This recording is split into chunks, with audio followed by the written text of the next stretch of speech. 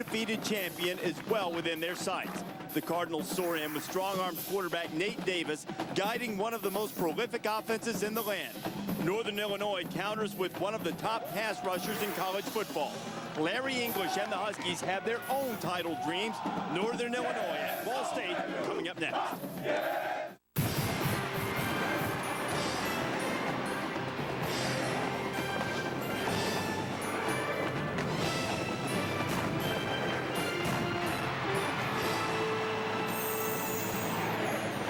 Welcome to ESPN College Football Primetime, presented by Jack Leake's Beef Jerky. Tonight at Schumann Stadium in Muncie, Indiana, Northern Illinois comes calling against number 17 and undefeated Ball State. An unseasonably warm fall night, perhaps drawing a figurative parallel to the scorching Cardinal team, one of the 6 remaining perfect squads in college football.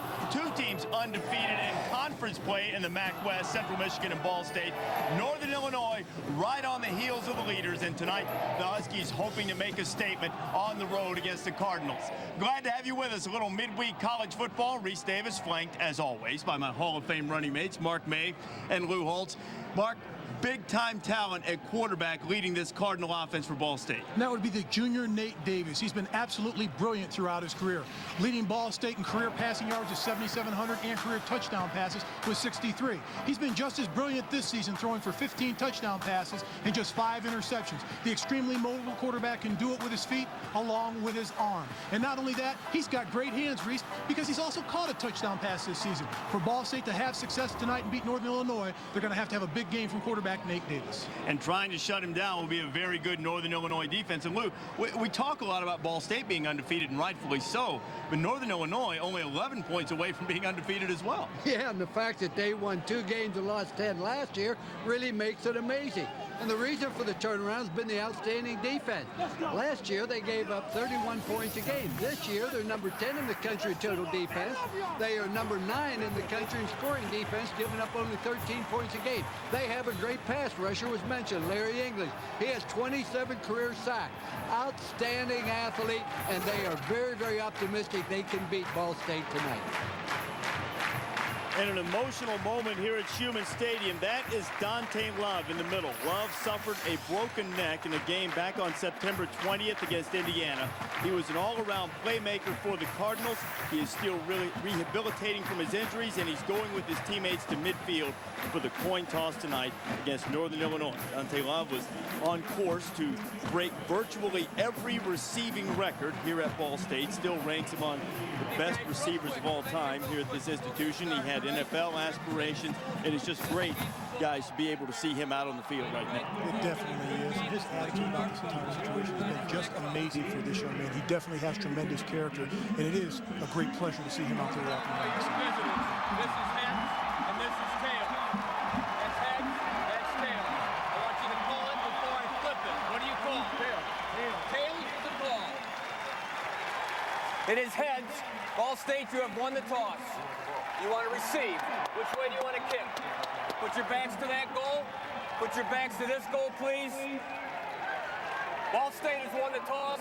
We'll receive to start the game. Good luck, guys. Ball State will receive. Dante Love is back here, and now he'll come upstairs and try to influence the offensive play calls, we're told. We'll talk more about Dante Love. Kickoff is coming. When the job's done, you put your tools away and make yourself some Campbell's Chunky Soup. Beef with country vegetables. Lean meat protein is sure good.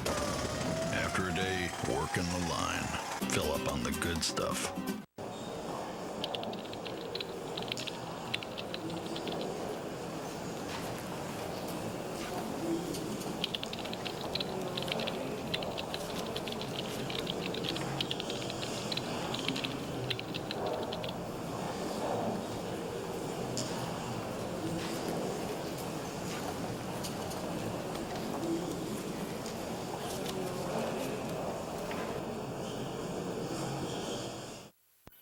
Ruby Tuesday's handcrafted burgers are bold on flavor and big on taste, including the avocado turkey burger, one of 25 great burgers starting at $5.99. The new Ruby Tuesday, so good, it's guaranteed.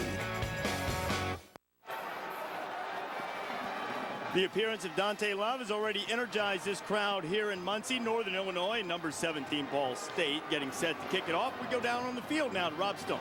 Yeah, and Reese, we take you back to September 20th. That was the day Ball State beat Indiana. Their first win over a BCS opponent, over a Big Ten opponent in the program's history. Should have been one of the best days in their history. Instead, it turned out to be one of their most agonizing. You talked about Dante Love and the spinal fracture. His football career was over. Yesterday, for the first time, he spoke about the incident.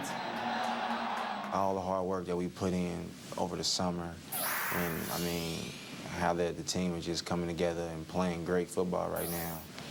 And I mean, you know, I thought it was going to be, I'm not going to lie, I thought it was going to be a problem when I went down because of, you know, all of the guys, just how close I was with the team. But, you know, they just turned it around to positive energy. And I mean, now just watching them, it's just amazing to just see them, you know, go out here week after week and still continue to dominate teams. So I'm proud of them.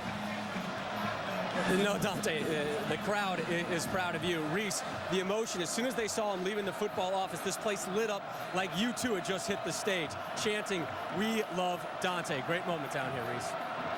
Indeed, it has been, Stoner, and Dante Love, the all-time leading kickoff returner in Ball State history, adept at this, and we are underway at Schumann Stadium, and bringing it out of his own end zone is Toriel Gibson, and Gibson is going to be stopped short of the 20-yard line. Leading the Ball State offense is Nate Davis. Davis is 6'2", 217-pound junior from Bel Air, Ohio. Davis is a strong-armed guy, as offensive coordinator Stan Parrish says. Best thrower he's ever had. And guys, he's had guys like Drew Henson, Tom Brady from when he was at Michigan. Davis, 12th in the nation in passing efficiency, a leader of the offense that is in the top 15 in the country. One running back with Davis in the backfield is McQuail Lewis. Davis wants to throw on first down. He can do this, as Mark mentioned, in the open, get out, make plays with his feet, and he picks up about 6. Take a look at tonight's impact players, brought to you by Jack Link's Beef Jerky. McQuail Lewis, only 5 feet 6 inches tall. However, he's got big game. He's 5th in the nation in scoring, 7th in rushing.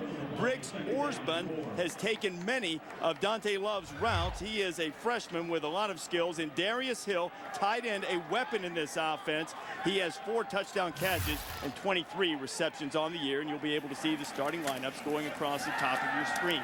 Davis again wants to throw, and this time he does, and it is Orsbon with the catch, his first of the night, and Briggs Orsbon makes a grab and has enough for a first down.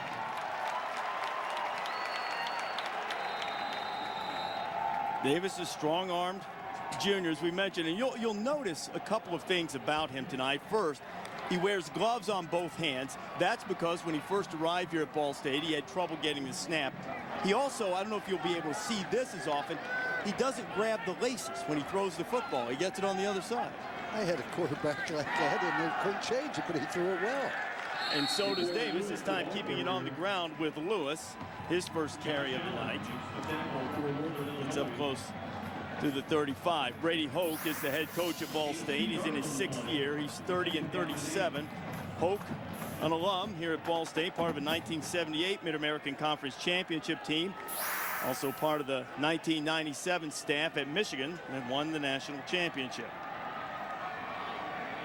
Davis completing nearly 67% of his passes on the year. Looking at a 2nd and 8. Davis flushed out, going to run it, gets across the 40. I think he's going to be about a yard and a half short of a first down. Tim McCarthy, the senior, bringing him down. Larry English, the pass rusher extraordinaire, was the one who flushed Davis out of the pocket. Jerry Kill, in his first year as head coach at Northern Illinois, he built Southern Illinois into a football championship subdivision, the old 1AA power, and now set about to get the Northern Illinois program back on track, as Joe Novak did once back in the day. And Novak's team fell off last year, and Joe stepping down at the end of last season and giving Jerry Kill his blessing to take over. And Kill's first season has been a successful one. 3rd and 2, pass is complete out to Lewis Johnson, and Johnson struggles up close to midfield, and he has enough for a first down before he's stopped by David Bryant. Chris, do you think that's a Matt quarterback thing with Nate Davis wearing 2 gloves, Ben Roethlisberger when he was at Miami, Ohio, and going to the Pittsburgh Steelers still wears the 2-glove thing? Maybe that's a Matt conference thing. Of course, you played in the MAC. I wore gloves because it was cold in November. I mean, this weather's a little bit unusual. It's 59 degrees at kickoff here in Muncie, and the 3 of us have been to November games in the Mid-American Conference before, where it most certainly was not 59 degrees. A beautiful night here and a good crowd, especially over in the student section, to watch this undefeated team. Both tight ends in the game. A little boot for Davis. They're taking a shot downfield and looking down for Miles Tremp, and he couldn't get there with Melvin Rice on the coverage. Rob, what do you have for him? Hey, anything that is unorthodox leads to questions by the NFL, which many think is where Nate Davis is heading. And they're going to ask him about those gloves. They're also going to ask him why he doesn't hold the ball right on the strings like he talked about it. And I asked him about it yesterday. His answer, he said he feels his fingers are too fat to throw on the strings. He can't get a good grip that way. And the grip, you know, you mentioned he had problems with the snap when he came to college. He only used those gloves when he got here to Ball State. In high school, they're only out of the shotgun. But he uses those gloves, guys, hot days, wet days, cold days, any day. Yeah, Stoner, I was talking to him about it as well. He said even 4th and goal at the 1 in high school, they were from the shotgun. He just had trouble taking the snap all the time as McQuail Lewis gets into Northern Illinois territory. Pick up about 4, stopped by Alex Kuba. That's the first time they've run the ball. And this is a very important series for both Ball State and Northern Illinois, because the strength of Northern Illinois, their defense, strength of Ball State's their offense, and yet they chose to receive the ball, Mark. They're trying to send a message. Right here, big 3rd down for Ball State. Ball State's been terrific on 3rd down. They've already converted 1 tonight, 8th in the nation, converting nearly 52% of the time. This one, a little on the long side at 3rd and 6. Davis getting pressure by English. Gets away from it once, flips it out, and he almost had his tight end Darius Hill. Improvisational play by Davis. That's what his strong suit is, one of them, but he couldn't quite hook up with Hill there. But boy, what a move by Larry English. They had him coming underneath, and it's done here. Mark, you'll see him come right underneath here. Just right there. Look at the move he gave, the pressure. And a terrific job by quarterback Nate Davis. How about avoiding that move? Keeping the play alive, drifting back in the pocket, and throwing that ball down the field. You'll see defensive coordinator Tracy Clays move English all over the place. Sometimes you'll even see 3 defensive linemen to one side, English by himself. Try to find different ways to free him up. The punt, Miko Brown, the freshman, looked at it for a while. That might have hit off a Northern Illinois foot. Loose football. Let's see what the officials say as they try to untangle it. Chase Carter was down there, and I believe that Northern Illinois is going to avoid disaster. Miko Brown sort of misjudged the punt, let it hit, and Chase Carter very nearly got himself into trouble. Miko got out of there. Carter avoids it. Northern Illinois able to pounce on top. We're scoreless. I'll go medium, please. Medium rare. Medium well. Oh, I'm going triple. Taco Bell's new triple steak burrito. Steak, and more grilled marinated steak. There's steak night, then there's triple steak night. Some people go through life following plan A. It's predictable, expected, but my plan is to do more. To work on my terms. To open up new perspectives. To find a competitive advantage. Welcome to Plan B from Brother. Our inkjet all-in-ones make your biggest ideas look even bigger. It's the smarter way to work in color. My plan is to write my success story every single day. Make the smarter choice. Plan B from Brother. Your pizza delivery guy. Well, come on in, man. What you waiting on? Mouth-watering toppings, fresh-baked pizzeria taste. It's not delivery, it's DiGiorno.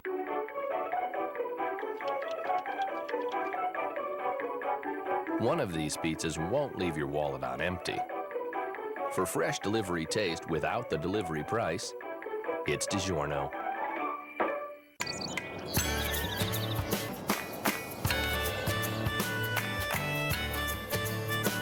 The plastics that protect us and connect us come from one place, American Chemistry. AmericanChemistry.com. Essential. Plenty of people would say P stands for Phoenix, but not Jimmy Johnson. With just 2 races left in his pursuit of racing's ultimate prize, he knows there's another P that is even more profound. For Jimmy, pure and simple, P stands for pressure. Now, with Carl Edwards pushing his way into the picture, Jimmy will need more than patience to prevail and earn his place in history. The chase continues at Phoenix, Sunday at 3 Eastern on ABC. Go to ESPN.com and search Dr. Lou using the hunt and peck method, as Dr. Lou himself does typing, I think. You can upload your video. We'll screen it, and maybe Dr. Lou will answer your question tonight during our game between Ball State and Northern Illinois. What's it like to be a cult figure on campus, Dr. Lou? I bet their parents are proud. Well, they're probably pre-med majors. That's why they did it. Need some psychological assistance. Northern Illinois' first offensive play, and the freshman Chandler Harnish completes his pass to Landon Cox. Harnish is a 6'2", 210-pound freshman from Bluffton, Indiana, so he has numerous family and friends who made the trip here to Muncie to check out the young man who is described as a blue-collar type of quarterback. Jerry Kill telling us the other day that Harnish eventually will be like Nate Davis here at Ball State. Experience the only issue for him right now. Very talented young man who also can make plays with his feet. Had a career-high 113 yards rushing in the victory against Bowling Green. The give is to Chad Spann, and not much doing there for Nate Perry on the stop for Ball State. Here are the impact players, brought to you by Jack Link's Beef Jerky. Miko Brown leads the team in all-purpose yardage. He's a freshman from Moss Point, Mississippi, an explosive one. And Northern Illinois likes to do it on the ground, and they'll do it behind John Brose, their senior right tackle, an electrical engineering major who gets by with strength and smarts, and Eddie Adamski, a junior center who makes all the line calls up front. The offensive line playing at its best for the last 3 games, the time in which they have not allowed a sack. Harnish again to throw. Northern Illinois coming out throwing, and it's Connor Flayhive with just his 2nd reception of the year, and his longest one. It's good enough for a first down. Cochette's a nice job of the fullback getting out of the backfield and getting the first down, but I'm impressed thus far early in this game with Harnish, his mobility in his feet. Well, they've gone to an unbalanced in the first play of the game where they hit the hit.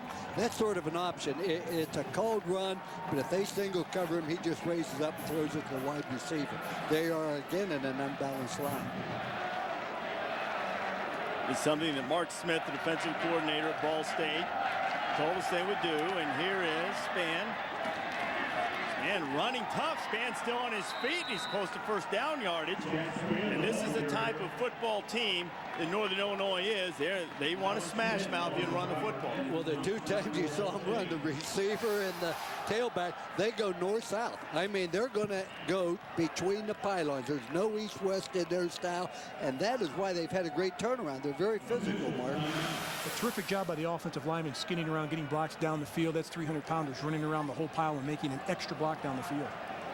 Alex Knipp, normally a pretty sure tackler for Ball State. He's got 45 of them on the season, but Spann ran right through him on that occasion. The measurement, they're going to be about half a length short. You'll see the starting lineups right now looking at the defense across the top of your screen tonight. So Jerry Kill, very successful run at Southern Illinois. I'm sorry, I beg your pardon, I was mistaken. He did get the first down. It looked like they measured him short. I guess the nose of the football was there. I thought that was an inch short. I don't know. It looked like where the ball was half a length short. I guess not. Northern Illinois will gladly accept. Harnish, again, a quick throw. Matt Simon grabs. Simon gets out to the 44. It's going to be a pickup of about 7 yards. That was a play once again. It was a designed run. Nobody on the football team knew that it was going to be a pass until the ball was snapped. Then because the pass is thrown behind the line of scrimmage, you can have your lineman downfield. Hey, here's the measurement again, Mark. I mean, that's short. and the chain's not even tight. Look at he's pushing it towards the ball. I guess it's the angle from where our camera was shooting. It looked like it was a little short. They've said all along this is a game of inches. Spann, I can say with great certainty that Spann is a little bit short of a first down. On 2nd and 3, it'll bring up 3rd and about 1. We expected to see Miko Brown out of the gate, but you'll see Brown and Spann in the backfield tonight. Different times this year, Northern Illinois has used as many as 5 different running backs, and in fact 5 different players when you factor in Harnish have led the team in rushing this year. And they're going with their jumbo formation now. This is just going to be power football. They got the big guys in there.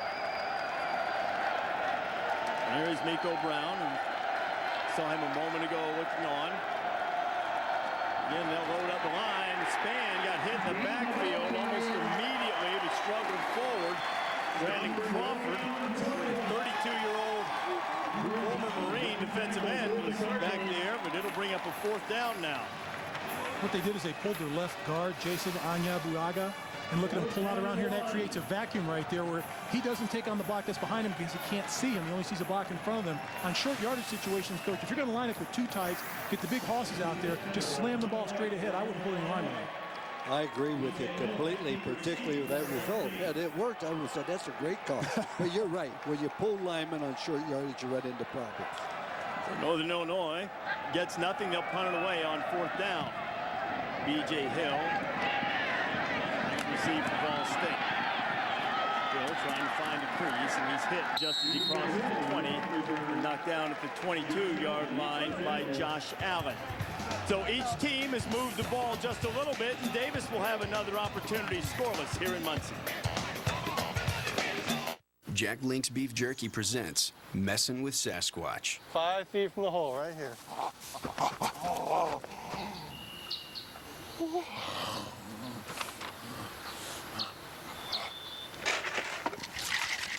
Hey, big fella, want a cold one? Yeah, that's it. Come on, you can do it.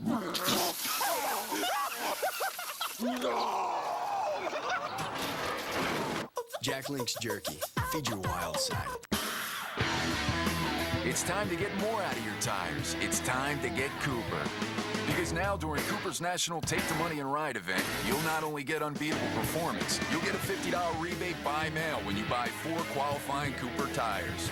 Cooper's Take the Money and Ride event. Get your rebate form and all the details at a participating Cooper dealer or at coopertire.com. But do it today. The road and your $50 rebate are waiting. Are you going to the bathroom more than ever? You're not alone. Waking up a lot at night to go.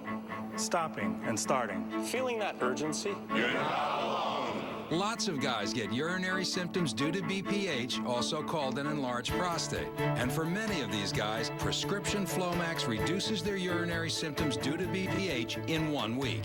Only your doctor can tell if you have BPH, not a more serious condition like prostate cancer. Avoid driving or hazardous tasks for 12 hours after your first dose or increase in dose, as a sudden drop in blood pressure may occur, rarely resulting in fainting. If considering cataract surgery, tell your eye surgeon you've taken Flomax. Common side effects are runny nose, dizziness, and decrease in semen. Want to learn more about your urinary symptoms? You're not alone. Talk to your doctor and see if Flomax is right for you. For a free 1-week trial, call 877-4FLOMAX. For many men, Flomax can make a difference in 1 week.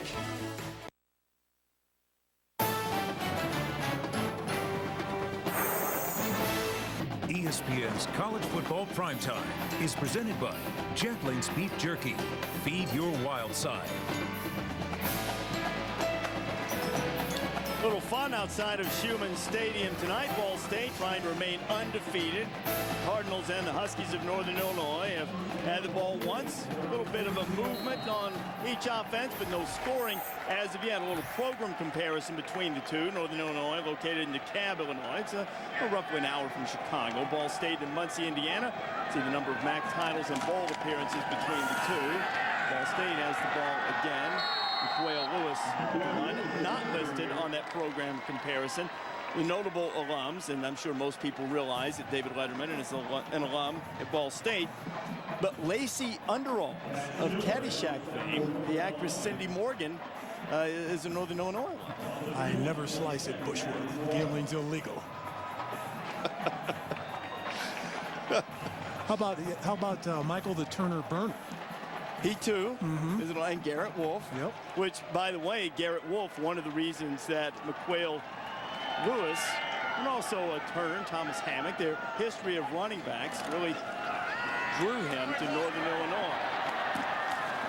Or rather, pardon me, I was talking about Nico Brown, who drew him to Northern Illinois. As we saw Nate Davis throwing the ball out and completing it, and Chase Carter on the tackle. Toriel Gibson making the grab.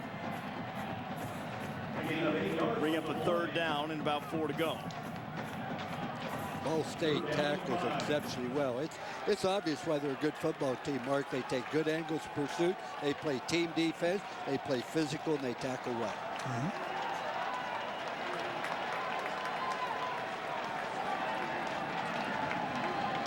So Davis looking at 3rd down play. A very quick first quarter so far, and Davis flushed out of the pocket again. He's a big, strong kid. He struggled through.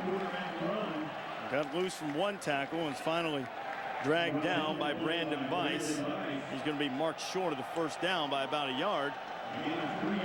Ball State, which came into this game with only 21 punts, the 3rd fewest number in the bowl subdivision, will have to punt it away for the 2nd time tonight with Chris Miller. Chris Miller was a 3-time All-Mid-American Conference punter. And if there's one great advantage that Ball State has, it is in the kicking game. They have a great punter, great punt returner, great kickoff return man, whereas Northern Illinois is pretty average. That punt was almost blocked, but was not touched, and there's a flag on the field, so Ball State's going to take advantage. Nico Brown is running and still on his feet, but it's going to be for naught. Miller was punting it away. And Northern Illinois has been very good at blocking punts this year. They blocked 5 of them. But Kiari Daniels got a little too close to Miller, and Ball State's going to be able to retain possession.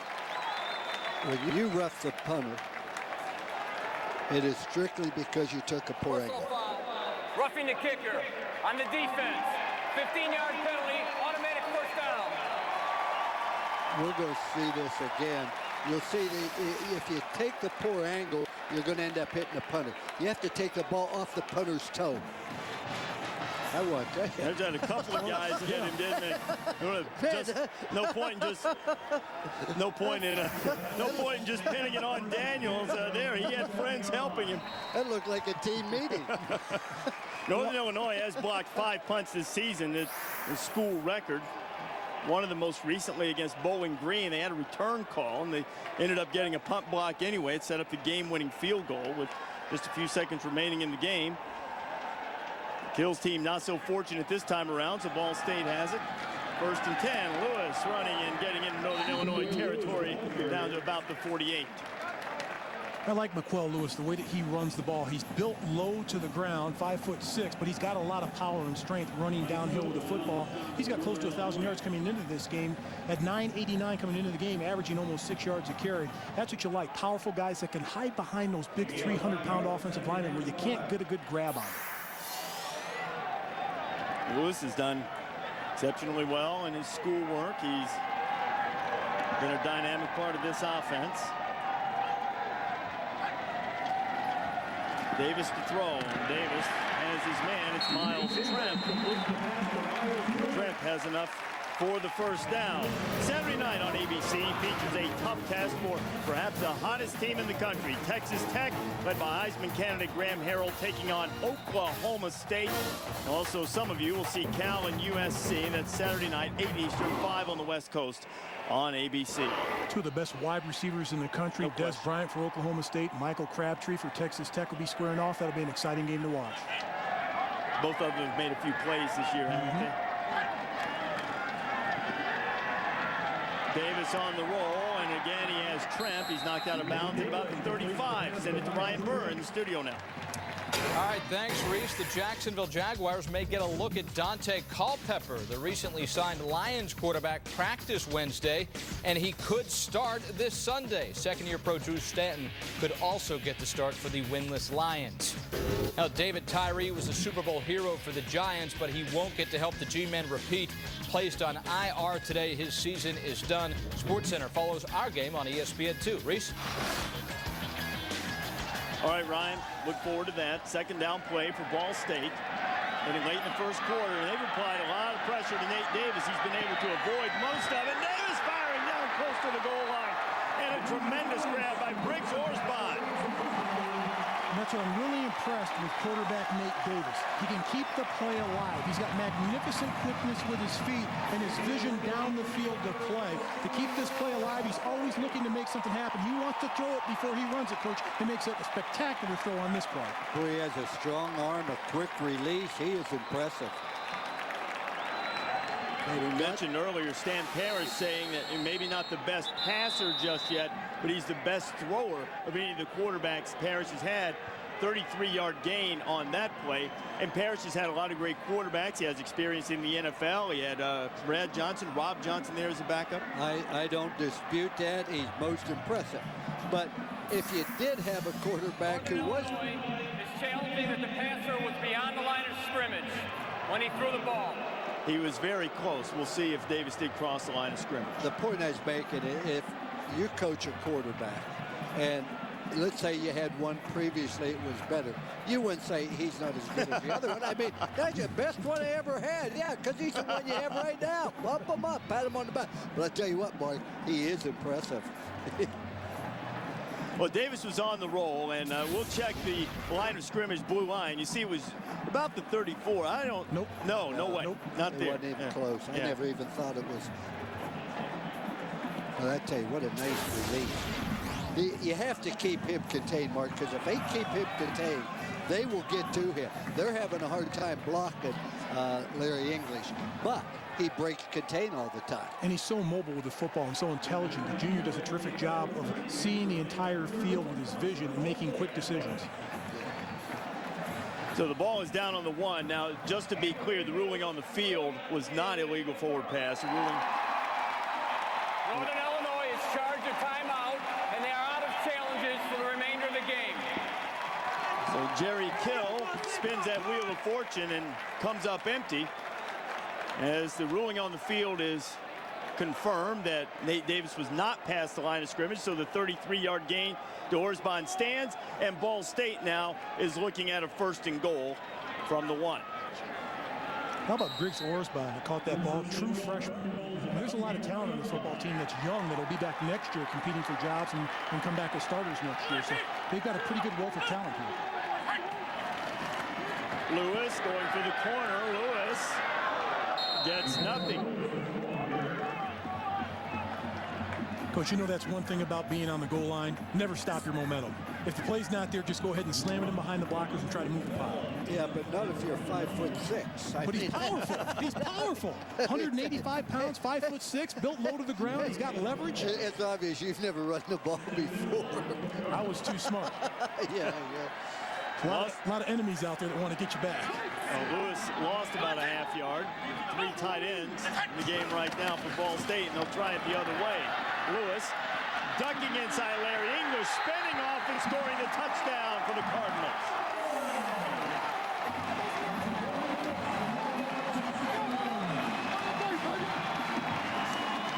And what a sweet move by McQuail Lewis to get this ball into the end zone. Nice, smart, low to the ground, spinning right here. The nice spin move. Chooses his hand for leverage not to go down. That's a smart player. Very, very fine effort. It's obvious that Ball State thinks the way to score on the goal line is going wide as they ran the play twice. Let him stretch it and then cut it up. Ian McGarvey on for the point after. And by the way, that touchdown run leaves Lewis 1 yard short of 1,000 for the season. I've got a sneaking suspicion he's going to get it pretty soon. Well, that's a stretch. I like to be safe in my predictions. Ball State undefeated and up by a touchdown. Prepare to defeat dry skin with Gillette Dry Skin Hydrator and Body Wash. A deep cleanser with 3 times the hydrators. You'll step out of the shower feeling like you could take on the world. Gillette Body Wash. Unleash the power of your shower. Ditch the bag. Get the box. The KFC Guitar Hero Fully Loaded Box. Packed with 2 new original recipe strips, a new original recipe snacker, drumstick or thigh, 2 sides, biscuit, large drink. That's a lot of food.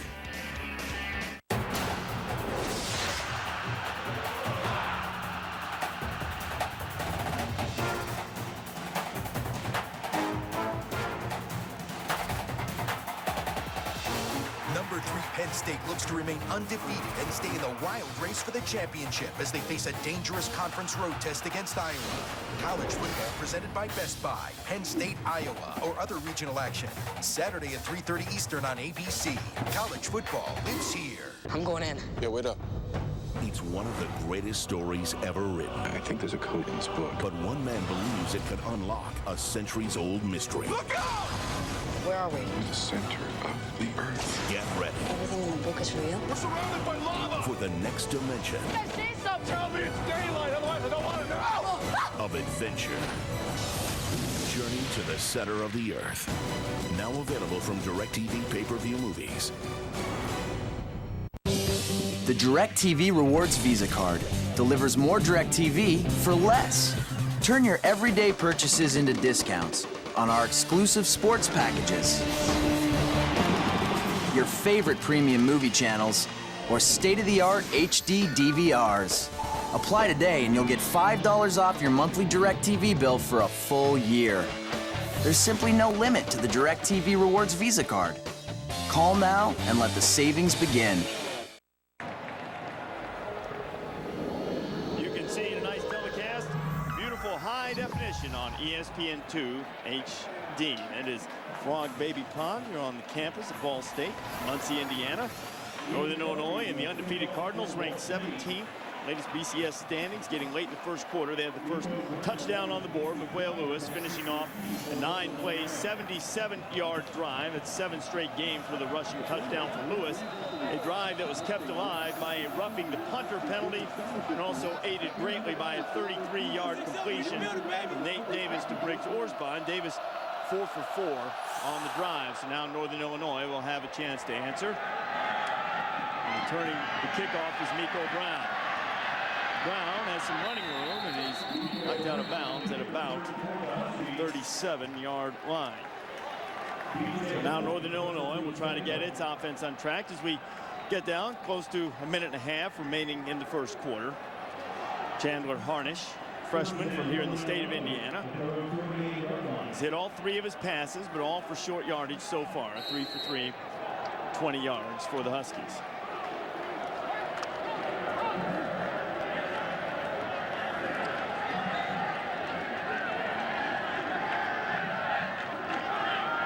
Miko Brown in the backfield with Harnish. Harnish has dealt with foot injuries this year, cost him 3 games and part of another. And I think he wanted to hand it to Brown then, but bobbled the snap, had to keep it himself. Made a positive play out of it, stopped by Alex Canet.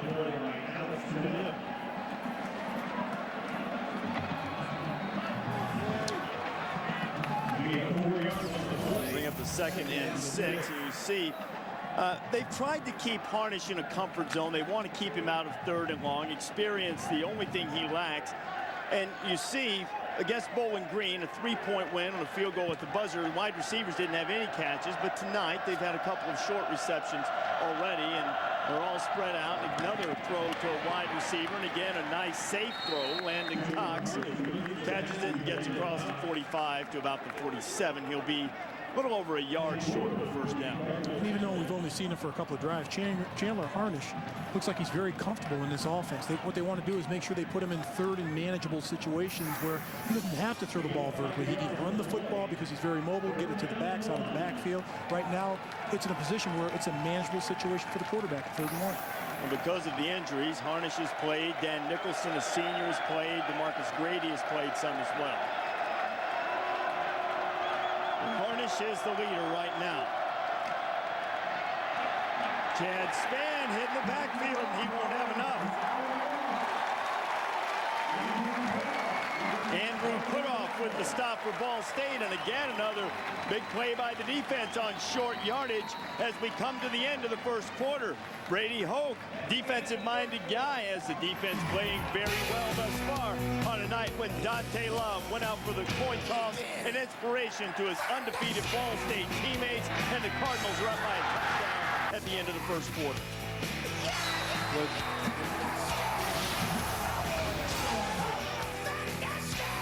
The chase for the Sprint Cup continues at Phoenix, Sunday at 3 Eastern on ABC.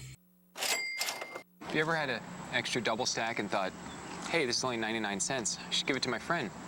No. The fresh, never frozen double stack cheeseburger, one of 3 way better sandwiches for 99 cents each every day. It's way better than fast food. It's Wendy's. This is not the Vietnam War you've read about. This is not the war you've seen. This is Vietnam the way it really happened. Gripping and brutal, courageous and shocking, real and unvarnished. See it for the first time ever in the razor-sharp clarity of DVD. It's Vietnam, an American history, the complete visual record of the war on DVD. You'll see rare footage shot on once secret missions, filmed in the heat of combat and behind enemy lines. You'll finally get the whole picture, from Tonkin Gulf to the fall of Saigon. Operation Rolling Thunder, the siege of Khe Sanh, the Tet Offensive. This is Vietnam without the bias, without the spin, digitally remastered on crystal clear DVD. Get Vietnam, an American history on 3 DVDs for just $59.99. But wait, call with your credit card and you'll get an extra $20 off. That's nearly 8 hours of gripping footage for just $39.99. And that's not all. Call in the next 10 minutes and get free shipping and handling, an additional savings of nearly $10. From Air Cavalry to Jungle Patrol, from the Ho Chi Minh Trail to the Hanoi Hilton. This is no Hollywood movie. This is the real thing. Newsweek hailed it as riveting and powerful. The New York Times said it may change opinions about the war. Call now to get Vietnam, an American history, 460 gripping minutes on 3 DVDs for just $39.99. Call in the next 10 minutes and we'll ship it for free. This is their story. This is our story. Call now for Vietnam, an American history on DVD. Call 1-800-503-3198 to order Vietnam, an American history on 3 DVDs for $39.99 and receive free shipping when you use your credit card, or order online at timelife.com/Vietnam.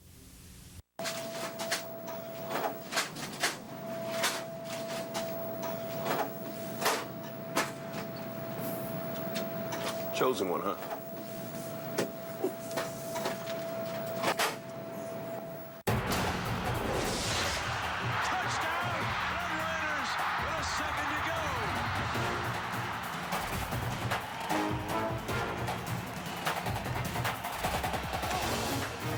After their shocking upset over Texas, undefeated Texas Tech looks to take the next step in their improbable run at a national championship. Saturday Night Football on ABC, presented by Southwest Airlines, Oklahoma State, Texas Tech, or Cal USC. Saturday at 8 Eastern. College football lives here.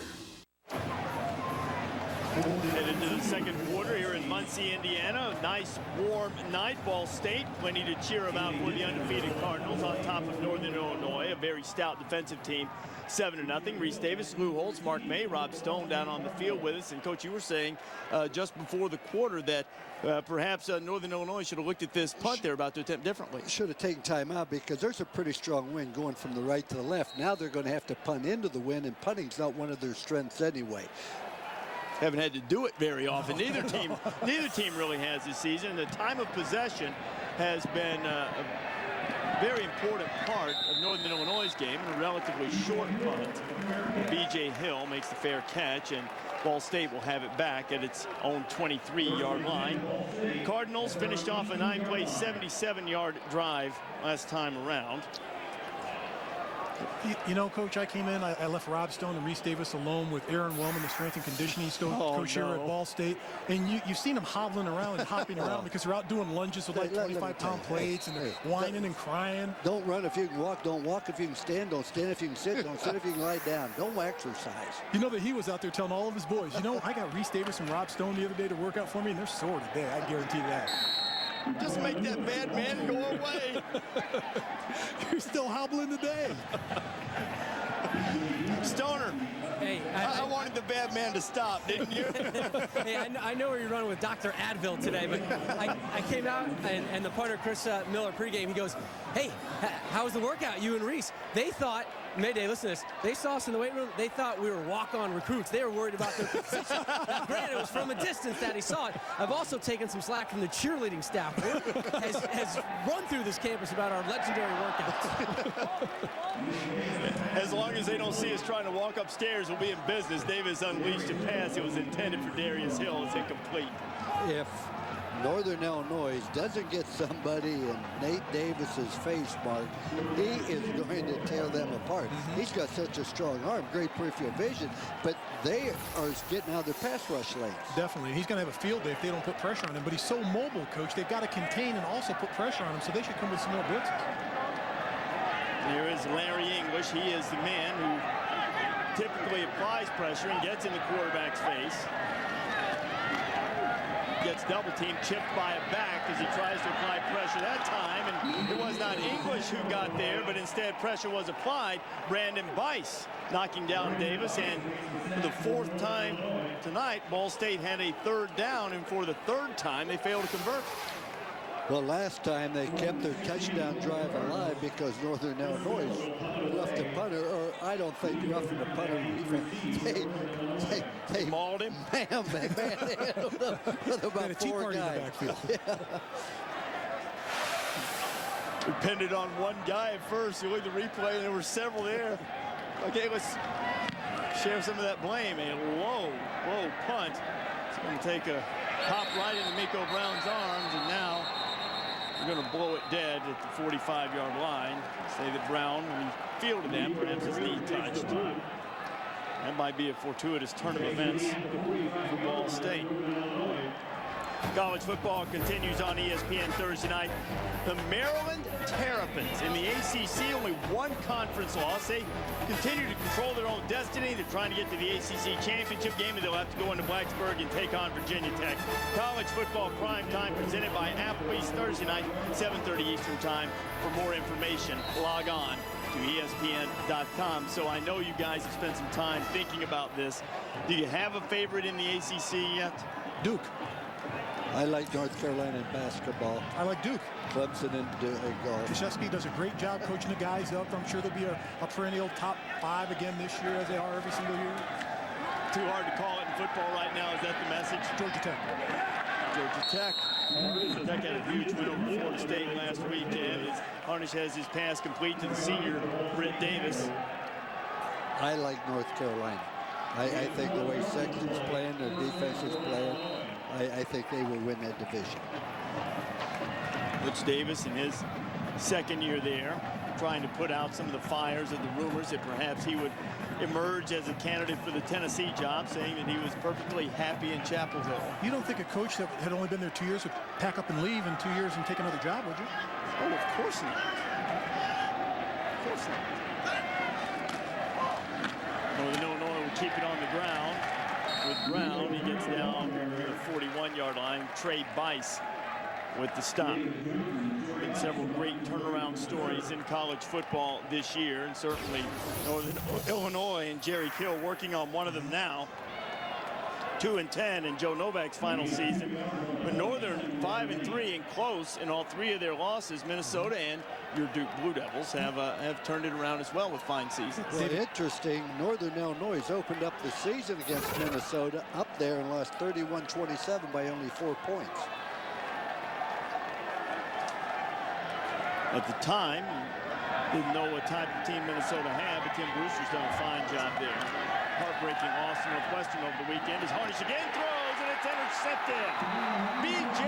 Hill stepping in front and picking off his 3rd pass of the year. Well, this is a problem that Chandler Harnish had last week against Bowling Green. He threw 2 interceptions in the first half. And the main reason that was intercepted, Mark, he just threw the outcut late. Well, Coach, he was locked down to his receiver, and it's a great play by B.J. Hill watching the quarterback's eyes because he rolls to the left, and he had no other receiver in the area. That's the receiver he was locked down. He wasn't going anyplace else, and a tremendous play by B.J. Hill. But it's also the responsibility of the receiver to come back to the ball. If the defender's behind you, he should never get to the ball before you because receivers must come back to the ball. Hill, a very serious guy, studious fellow, the senior, making a play to give the ball back to his offense. Ball State back in business. Davis going to try to answer quickly, taking a shot downfield. He's got a man that's just off the fingertips of his tight end, Darius Hill. And a coaching point for Darius Hill, Coach. Don't worry about trying to pace yourself. Make sure you've got enough speed to get under the ball and catch it first, and don't worry about running with the ball. Because this is a pretty pass by quarterback Nate Davis right there. It's right off his fingertips. Mark, that was a 45-yard ball in the air, and I mean, he didn't even wind up to throw it. I've had quarterbacks to throw 45 yards. We needed a relay team. He just flicked his wrist and it's gone. He's impressive. Davis has hit 6 of his first 10 and almost hit a big one. Stan Parrish said that after the loss of Dante Love, they got away from throwing the ball deep downfield as Larry English slams the runner to the field. McQuail Lewis will continue that momentarily. Now to Ryan Burke. All right, Reese, Ball State back in business with the football, but over on ESPN, it is the Cavs and Bulls. LeBron James actually tweaked his ankle in this game. He's back in. Cavs by 7 in the first half. Back to you guys in Muncie. And Reese, the ice packs are waiting for your arrival home. We'll need plenty of those. You know, on the subject of LeBron James and tweaking his ankle, Nate Davis told me yesterday his favorite sport is basketball, and he was actually at an AAU event when LeBron broke his wrist. He's played against LeBron growing up, and in fact, as he completes the pass, getting some pressure and tip by Brandon Weiss, but it didn't stop completion. There won't be enough for the first down. So take a look at Weiss getting his hands up into the air. Still, Lewis made the grab, but he was stopped short of the first down. They had basketball tryouts here at Ball State a few days ago, and Davis went over and signed up for the tryouts. He mainly did it to mess with the football coaches a little bit. And the basketball coaches called over and said, hey, you know, Nate signed up for basketball. Brady Hoke, I don't think so. No. I don't think Nate signed up for basketball at all. Miller punting it away. Low line drive punt. It's going to roll dead at the 29-yard line, and that's where Northern Illinois will take over. Ball State shut down the Husky attack thus far. 7-0, the undefeated Cardinals. Ruby Tuesday's handcrafted triple prime burgers are the best of the best, made with 3 cuts of prime steak, ground fresh. 25 great burgers starting at $5.99. The new Ruby Tuesday, so good it's guaranteed. Netflix interviews, take 1. Oh, Netflix is the best. That little red envelope, you know, when it arrives in the mail. It's kind of like getting a little gift. With Netflix, you can never be without a movie. Just go online and choose from over 100,000 DVD titles. And I love the choice. The selection's absolutely fantastic. I think they have pretty much everything you could want under the sun. With Netflix, there's no late fees. No due dates. You can keep the movie as long as you want. I kept a movie for 4 months. We get our movies really quickly. Next day for me. Plans start at just $4.99 a month. And now, as an added bonus to your DVDs, watch some movies and TV shows instantly on your PC for no additional fee. You get DVDs in the mail, but you also can watch movies online instantly. At no additional cost. Just click and start watching in as little as 30 seconds. The thing I like is it's easy. You just click on instant viewing, and it's there. Start your free Netflix trial today. I'm definitely a Netflix fan. Netflix. Get DVDs in the mail fast, plus some instantly on your PC. Go to trynetflix.com to start your free trial. Sean Rash is on fire today. Eddie strikes. 50 years and still rolling strong. Watch the Lumber Liquidators PBA Tour Sunday at 1 p.m. on ESPN.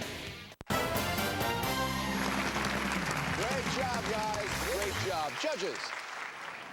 Nice moves. Billy White Shoes Johnson. Now, he had some nice moves. Today, everybody's got a dance. T.O., Chad Johnson. Oh, I love the river dance. He killed that. That was a classic. Word. We're talking about classics. How about the 85 Super Bowl Shuffle? Tune into the best team in football. Sunday NFL Countdown presented by IBM, Sundays at 11. 1. I'm Danny Mack from ESPN Radio in Chicago. Great to be back on campus with classmates and alums. What is Ball State? Guess what, South Bend, West Lafayette? It's the college capital of the state of Indiana. Go Cards!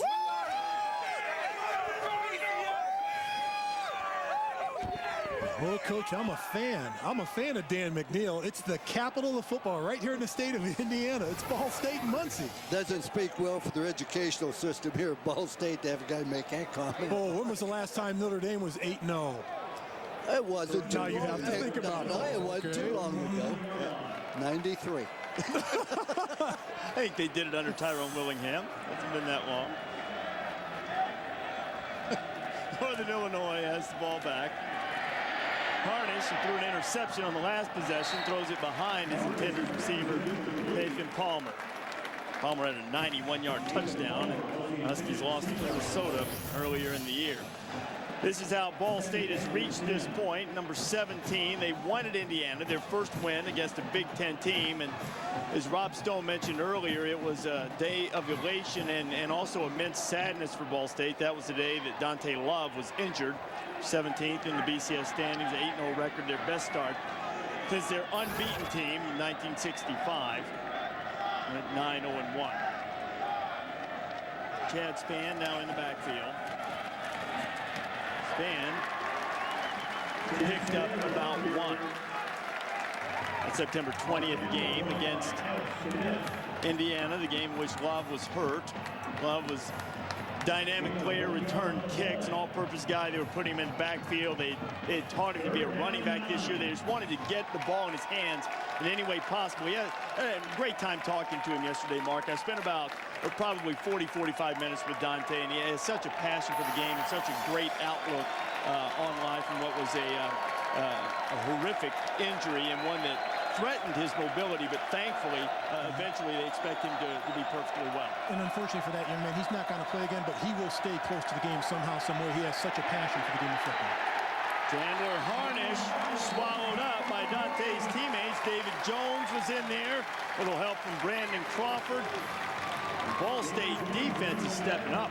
Well, what they're doing on third down, they're playing a man coverage, and they're playing them very, very well. They're not giving them a cushion at all, and consequently, Harnish is just trying to protect the football and not throw the interception. Plus, they're winning the battle at the line of scrimmage, and I think that's key thus far in this game. It is, but you know, the more I watch football, people have trouble running the ball, and nobody will throw an option into the nature of their offense. And if you run a little bit of option, you can neutralize all the crazy things the defenses are doing. Northern Illinois, Dick Benner punting it away, and B.J. Hill comes flying up and makes the catch and saves some yardage. Gets it at his own 42. Nate Davis and the Cardinals will have it back when you come back. No. You can't have them all. Yes, I can. It's not What fair. is going on? Mark's hogging all the new minutes. We have a ton of rollover minutes. Use them. Yeah, but his are new. You know, not everyone gets to keep their unused minutes. Can't believe he gets all the new minutes. Is this new or old? I can't tell. Oh, I'm sorry. I can't hear you. What? Only AT&T's Family Talk with Rollover saves your family's unused minutes. It's the best value around. And now add a line for just $9.99. Get an exclusive quick messaging phone for $79.99 after mail-in rebate. Plenty of people would say P stands for Phoenix, but not Jimmy Johnson. With just 2 races left in his pursuit of racing's ultimate prize, he knows there's another P that is even more profound. For Jimmy, pure and simple, P stands for pressure. Now, with Carl Edwards pushing his way into the picture, Jimmy will need more than patience to prevail and earn his place in history. The chase continues at Phoenix, Sunday at 3 Eastern on ABC. No matter where you live, NHL Center Ice on DirecTV makes every game a home game. It's hockey like you've never seen it before. Up to 40 games a week of intense NHL action, with more games than ever in crystal clear HD. Follow your favorite teams and your favorite players. Just 4 payments of $42.25. NHL Center Ice on DirecTV. To order, call 1-800-GET-SPORTS or visit directtv.com/NHL today. Moving day is here, the most dreaded of days. Packing, unpacking, your mind in a haze. DirecTV knows how stressful moving can be, so we make keeping your entertainment both easy and free. For uninterrupted service of the shows you like best, just leave the dish behind and we'll handle the rest. Simply dial 877-616-MOVE and we'll throw in 3 months of HBO Stars and Showtime for free.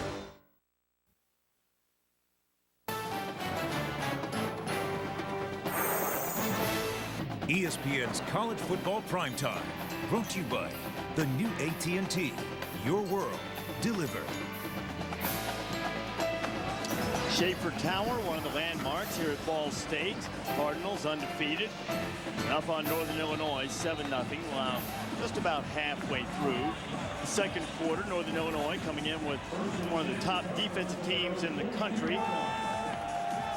in total defense. But so far, the Ball State fans dancing, doing the Dr. Lou, as it were. And celebrating a lead at the moment. 7-0. Ball State has the ball back. Nate Davis step up in the pocket and unleash one, and he's got his man. It's complete to Lewis Johnson. Down to the 25-yard line. Another big completion for Davis. Brandon Weiss applied some of the pressure, but Davis was able to get it out of there nicely.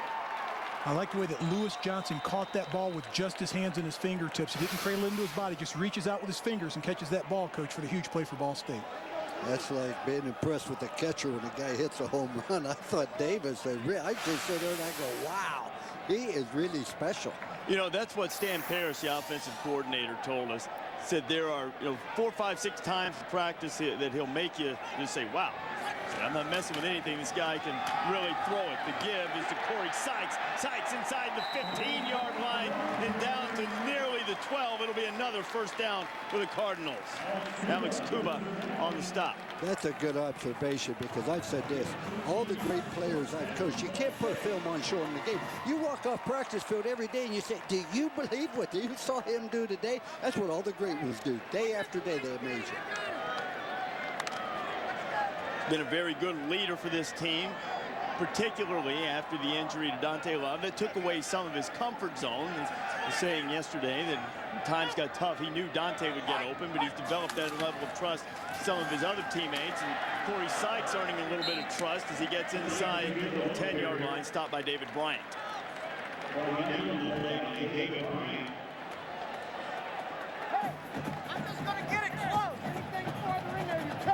They'll bring up a 2nd down and 6. Ball State has been efficient in the red zone, scoring 89% of the time. It's 21st in the nation, getting a touchdown about 69% of the time. That ranks 26th. They will jet sweep look and then threw it back the other way. Madeiras Grant, the catch, he won't have enough for a first down. It'll bring up a 3rd down.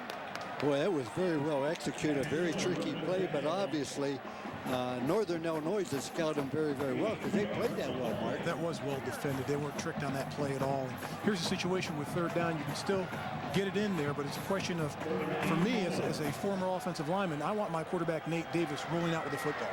If it's not there, pull it down, run with it, and score with it. 3rd down situation for Ball State. Brady Hoke's team has not been good in 3rd down situations tonight. Just 1 of 5. But in the top 8 in America normally. Davis throwing to the end zone. Touchdown, Ball State.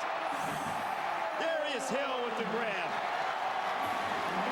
And, Coach, what a terrific job of the pump fake by Nate Davis. That's what gets this play there, the pump fake, just to get that safety, that cover man, to look at him for an instant, and he throws a perfect pass in the back of the end zone. Not only that, he threw it off balance just with the flick of the wrist. Very well done. And what that's going to force Northern Illinois to do is they're going to have to play a more wide open game than what I think they'd intended coming in. But Darius Hill, the tight end, he needed all of his 6'6" frame to go up and get that ball. The Ball State 5-play 58-yard drive. Ian McGarvey makes it 14-0. So the number 17 team in the land, according to the BCS standings. Ball State up by 2 touchdowns, trying to remain unbeaten.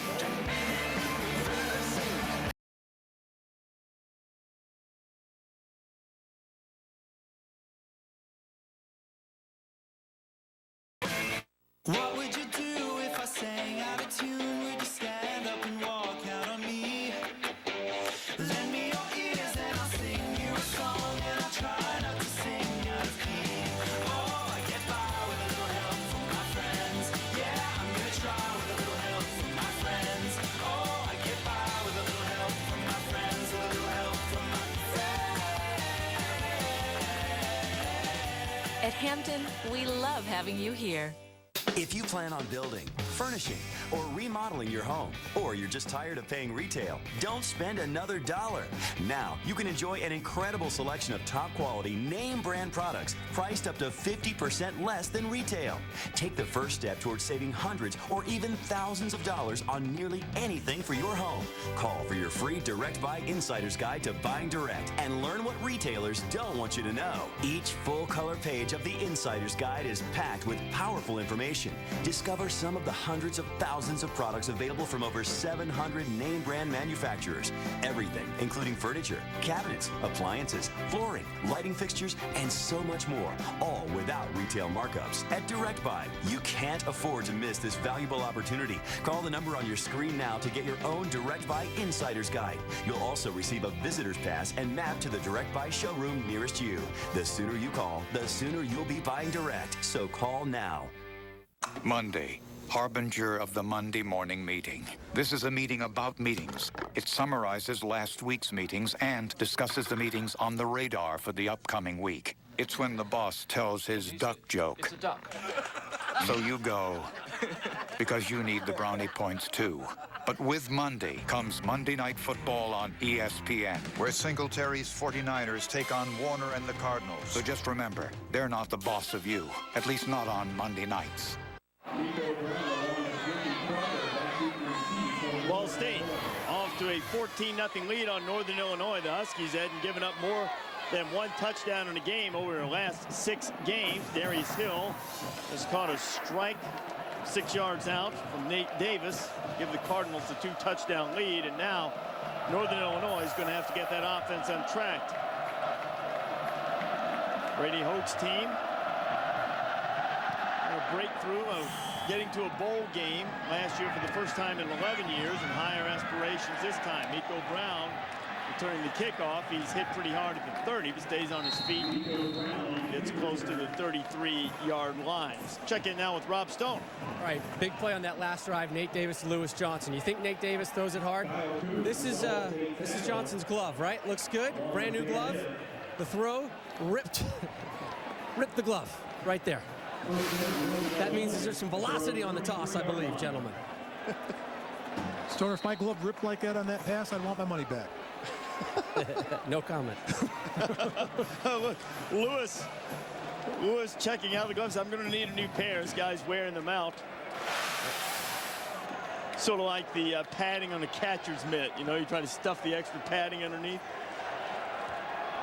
And Davis does have a big-time arm. Harnish is going to run it himself, and he's not going to get much at all.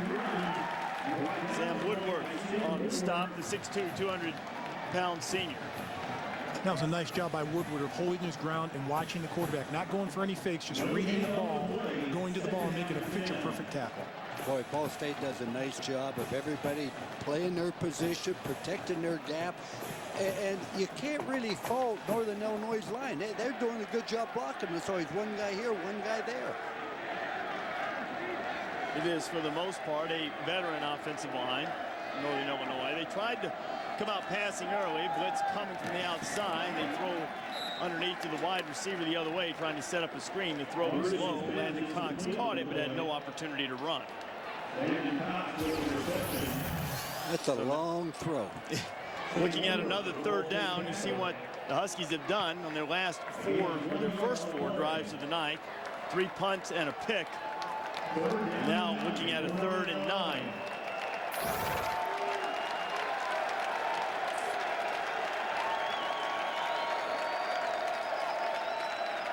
Jerry Kill's team really needing to keep this drive alive, because it looks as if Ball State's offense on the last drive was finding its rhythm.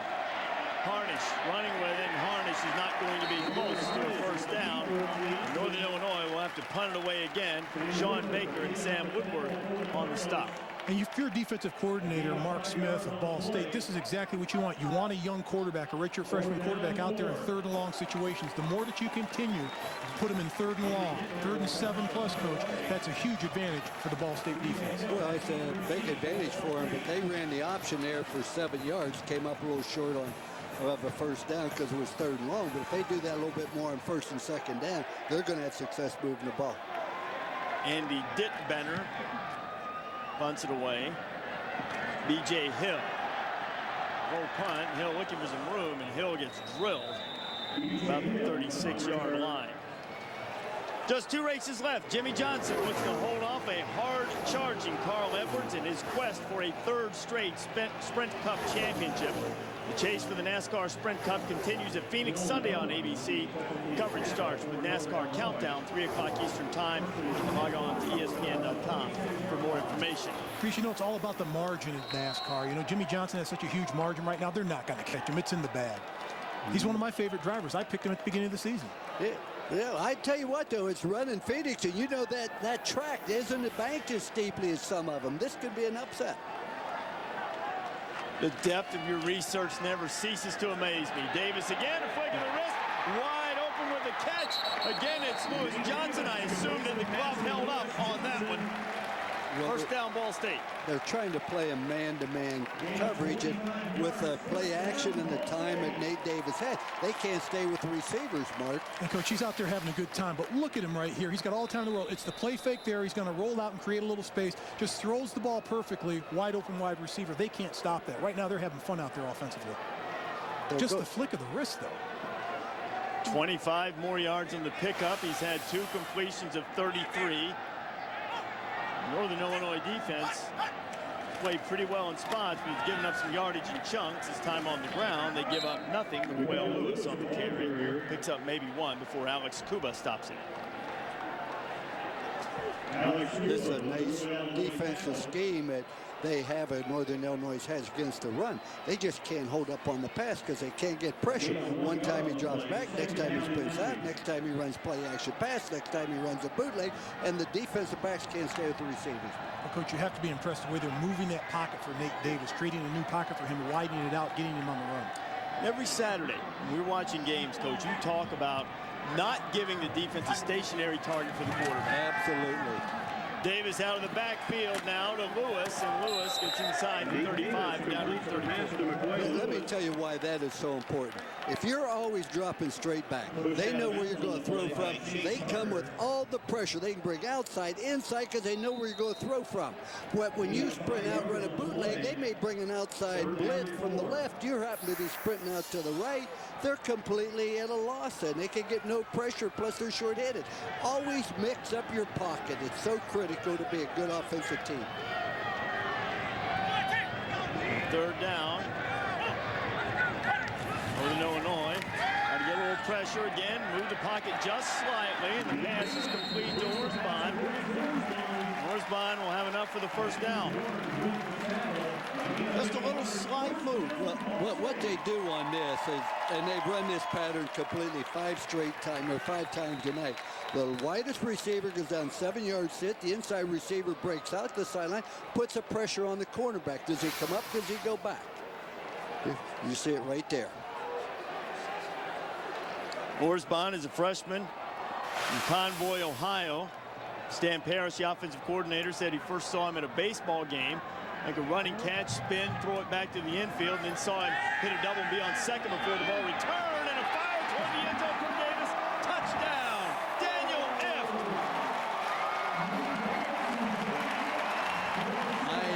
I hope that Nate Davis does real good in school, because I'm not sure how good a future he has in football. I want to tell you, Mark, that's as impressive a half as I've seen a quarterback put on. Coach, he had some velocity on this throw. He knew he wanted to throw this post pattern, had great protection, stepping up strong in the pocket, puts this ball right on the money. You couldn't ask for a better throw than that. 2nd touchdown pass of the night for Nate Davis.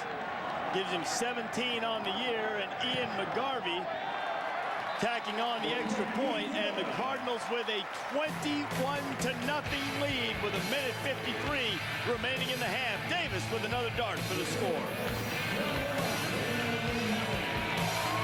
13 progressive universities, 6 diverse states,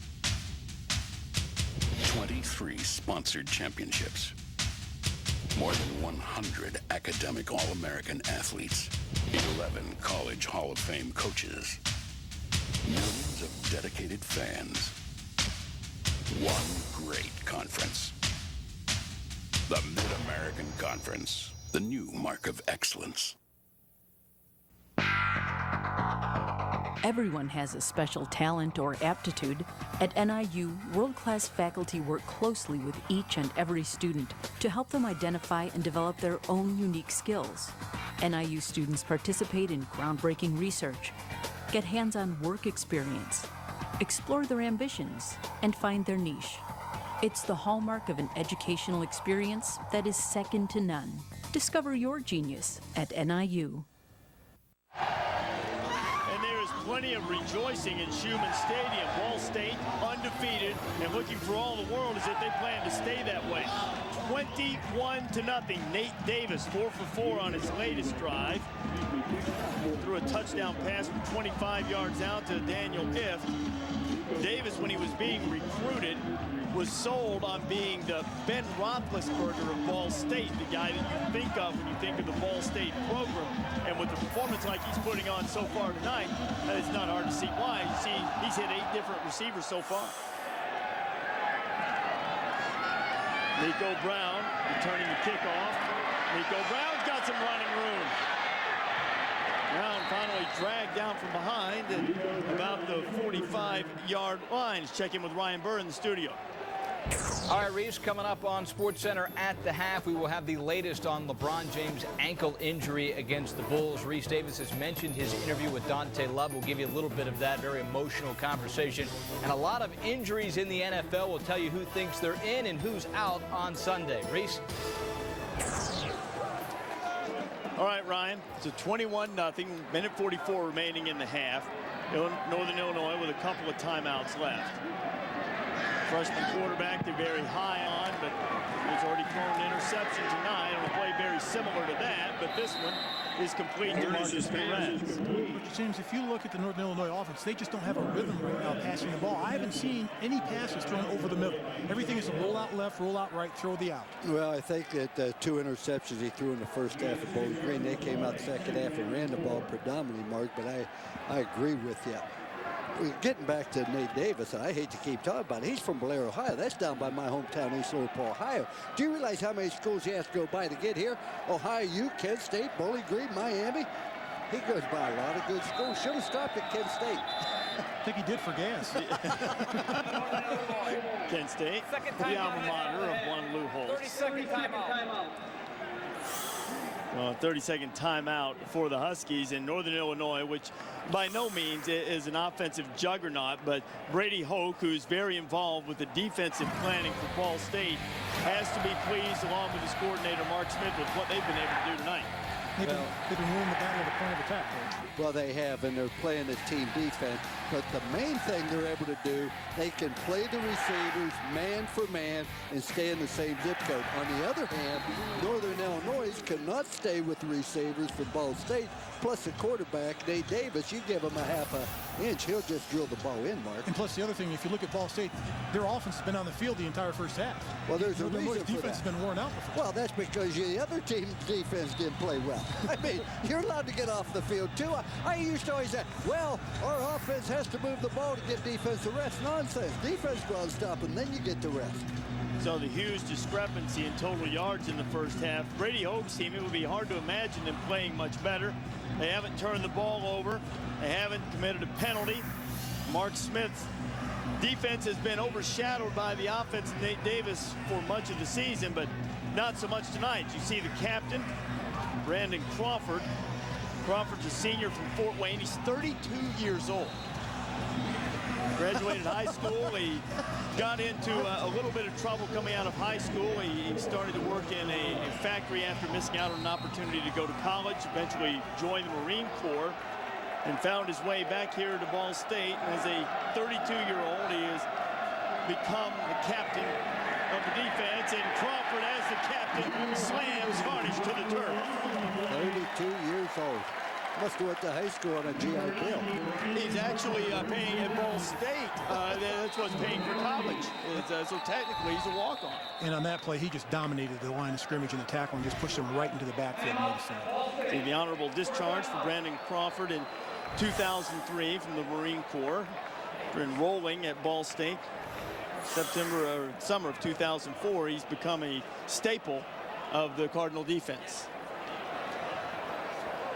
And Brandon Crawford, one of the intriguing stories on this Ball State team, Rob. Yeah, you know, a Marine. So obviously when there's the lifting schedule, he's up for the early morning call. So he'd be there at the 6 a.m. call. But the coaches, Reese, telling us they couldn't figure out that he would beat them into the football offices where the weight room is every time. Now, the doors are locked. The coaches are coming in and unlocking the doors. And yet Crawford is sitting in there already starting his lift. So I asked him yesterday, I said, well, how'd you get in there? This is awesome, guys. In the darkness of about 3:45, 4 a.m., he is right here in the stadium doing his surveillance work, right? He waits for the cleaning crew. And once they enter, he slips in when they've been distracted. Hey, once a Marine, always a Marine. I said that yesterday when the coaches were telling us, and that was new information that Rob got about the cleaning crew, but the coach was saying, we don't know how he gets in here. I said he was a Marine. And they said, well, it's not like he was Special Forces or anything. Are they sure?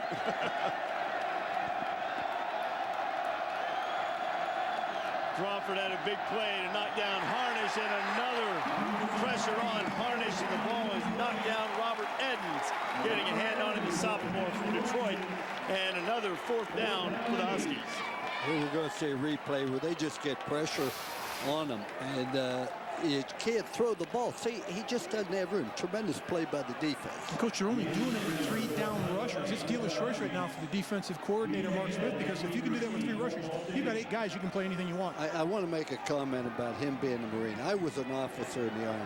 I learned more in the military than I did in 4 years of college. I've never met anybody who went to college in the military who won't say the same thing.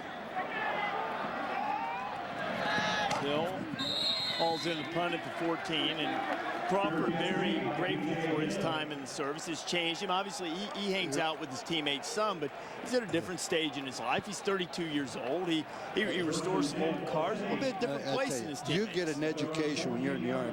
And I say this, if every one of our citizens had to go into the military, we'd have a little bit different approach about this country overall. Now, the big question is, will Ball State sit on it, or will they try to score with 1:08 backed up on their own 14 mark? I believe they run it. I believe they throw it. So do I. I believe they throw it with the 2 timeouts. That's why they call big-time quarterback. They got 2 tight ends in the game. Oh, mayday. Good call. Quail Lewis still on his feet across the 20. Parrish loves to use those tight ends to throw to him. Maybe trying to, Brady Hoke, maybe. Well, you know, avoid the mistake before halftime. And Darius Hill, the tight end, number 88, you know, he has 2,000 yards in receiving for a career. That's an awful lot. I never like to throw it to the tight end very much. Yeah, made that abundantly clear. Brady Hoke has turned this program around in the last 3 seasons, and there was a little sense of frustration with the direction of the program in terms of generating the desired number of wins. Last year, getting to a bowl game. It appeared that Northern Illinois jumped into the neutral zone. A flag did fly as Lewis gets up to 35. But he gets to a bowl game. They turn it around, and then here you go, taking off on an arrow straight up. And you see the lack of patience around college football exemplified again today with Ron Prince as we check out the call on the field. Offside, defense 58, penalty decline, first down. But how smart does the Ball State administration look now for being patient, for being smart enough and diligent enough to say, hey, let's just take a deep breath, give them a year to recharge. That's exactly what happened. Look where they are now. The guy that hired him, the AD, was a gentleman named Bubba Cummings. He was He was the assistant athletic director at Notre Dame, came to Ball State, hired Mr. Hope. Now he's the athletic director at Tulsa University. And he told me when he first hired him, he said, he's going to be a great coach. He said, we're struggling right now, but he's putting all the fundamentals you need to build a great program. Hoke's record by season, there was a little dip in his second year, 2004, but you know, the roots of this season really found in 2006. Even though it was a losing season at 5-7, they went to the Big House against that great Michigan team that lost to Ohio State when they were in the contention for the national championship, and a lot of the guys on the team said, hey, you know what?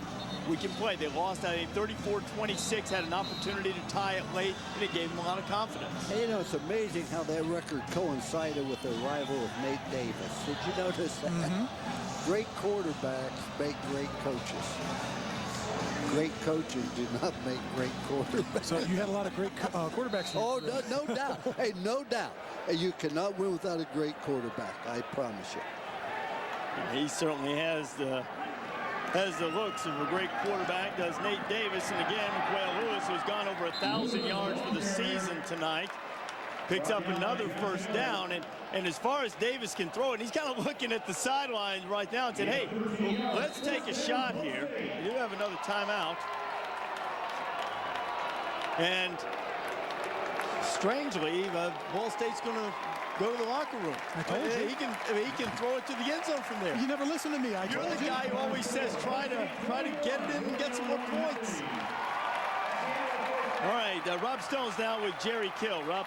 Well, Coach, your defense has been on the field for the majority of that half. How do you address them and give them some oxygen? Well, the biggest thing is, you know, we went for a pump block and we left our feet, and that's not what we teach. We're good at that, and we just made some mistakes. They got momentum, and then their defense has really played well. They're just beating us to the punch. We're getting outplayed in all phases, and we're going to have to gather ourselves, not panic, got a young team, and go back to work. With this scoreline, how do you adjust your offensive philosophy in the second half? Well, we're going to have to see what we'll go back inside and look at what we have done well and what we haven't, and we haven't done a lot well. And we just got to find a way to move the ball and keep our defense on the sideline. Thanks for your honesty. Thanks for joining us live. Jerry Kill noted for his candor, and he's obviously displeased with the way his team's played in the first half, but Brady Hoke's team has been near flawless. Undefeated Ball State, up by 3 touchdowns. Let's go back to the studio in the SportsCenter halftime report. All right, Reese, thanks a lot. Ryan Burns, studio with your SportsCenter halftime report. Ball State looks like they are on their way to 9-0, up 21-zip at the half and further up the top 25 rankings. More MAC action going on today. Akron and Toledo, they're playing on ESPN. You little bonus coverage right now as Akron on top of this one, 21-10, 14 seconds to go. Let's go live inside the red zone. His last 2 games. Lined up as the tailback.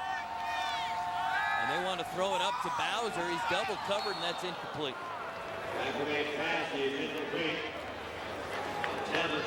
Another good call there because, you know, even though he's double covered, nobody's going to catch that. But, you know, it's either going to be a touchdown and no interception there.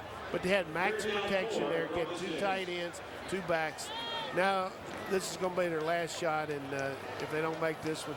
Earlier in the game, they threw to Bowser on the in-breaking route here on the backside, and they also got Bruce coming over the middle here, so we got a 2-way shot here.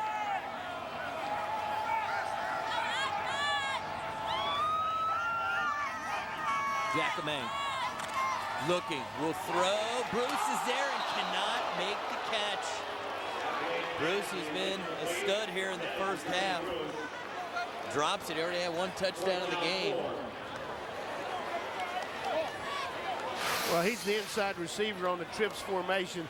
Both outside guys clear out, and then he runs to the boundary. Just a perfect pass there by Jacquemin, and you know, very good 2-minute offense. They had their shots at it, and 6 seconds left.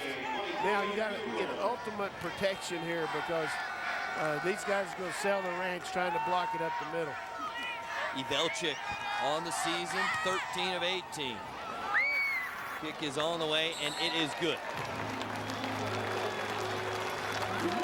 So Akron on top of Toledo, 24-10. Other college football news, Kansas State's coach Ron Prince unable to rebuild the Wildcats in the Big 12 after 2.5 seasons. He is fired. He will finish out the season for K-State. So Ron Prince is out at Kansas State after compiling a record of 16-18 during his 2+ seasons in Manhattan. However, he was just 2-9 in his last 11 conference games, and they've allowed 50 or more in 3 of the last 4 losses since the start of October. He did lead the Wildcats to upset wins over top 10 teams in 06 and 07. They beat Texas 2 different times. As promised, the NBA, LeBron James coming into the arena wearing a Barack Obama shirt. He's been a supporter all along, early first. It's James, strong to the basket like only LeBron can take it to the rack, laying it up and in. Later in the first, though, Bron going for the alley-oop, makes the bucket, comes down awkwardly on the ankle, would go to the bench with an ankle injury. He would come back into the game. That game available on ESPN. Still coming your way, Dante Culpepper back in the NFL, and he could be in the starting lineup this week, plus an emotional story of resiliency. It's Dante Love of Ball State. It's all coming up as we continue with SportsCenter at the half. Taste Papa John's new Zesty Italiano Pizza. Spicy salami, pepperoni, spicy Italian sausage, and 4 cheeses. Or the Tuscan 6-cheese pizza, just $12.99 each. Or buy both for $10.99 each. Call or click papajohns.com. Work was rough today. A lot of meetings.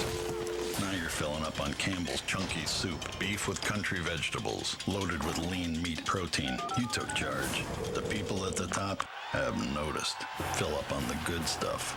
You have 88 minutes to live. The difference between life and death As a forensic psychiatrist, I'm a target for any nut with a grudge. is only a matter of time. Gail Morris was murdered last night.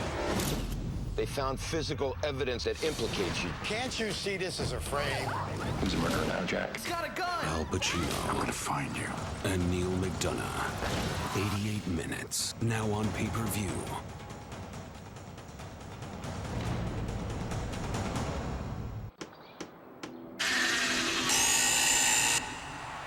No matter where you live, you've got a front row seat to your favorite team with NHL Center Ice.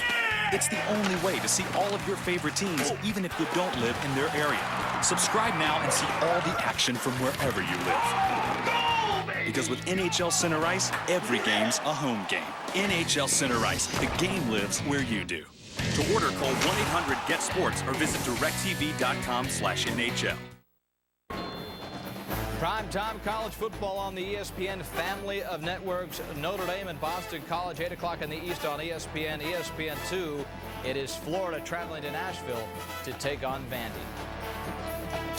Peyton Manning not buying into what have you done for me lately in that attitude at Tennessee, and not on board with the pressure that forced his coach, Phil Fulmer, to step down at season's end with the Vols. It was a sad day, Monday, for all people in Tennessee, and he's made a huge impact, you know, me personally, and certainly on my football career. I wouldn't be in this locker room today in my 11th year as an NFL quarterback if it wasn't for the opportunity to play 4 years for Coach Fulmer at Tennessee. He's really the reason, you know, that I chose Tennessee, and I'm saddened about it, disappointed about it, and talked to him last night. He's in good spirits. Ball State had won its first ever game against a BCS school, but head coach Brady Hoke was not smiling in that September news conference. It was a football nightmare. One of his players, Dante Love, took an awkward hit and laid motionless on the field. But the story did not end on the field. Reese Davis now with Dante Love.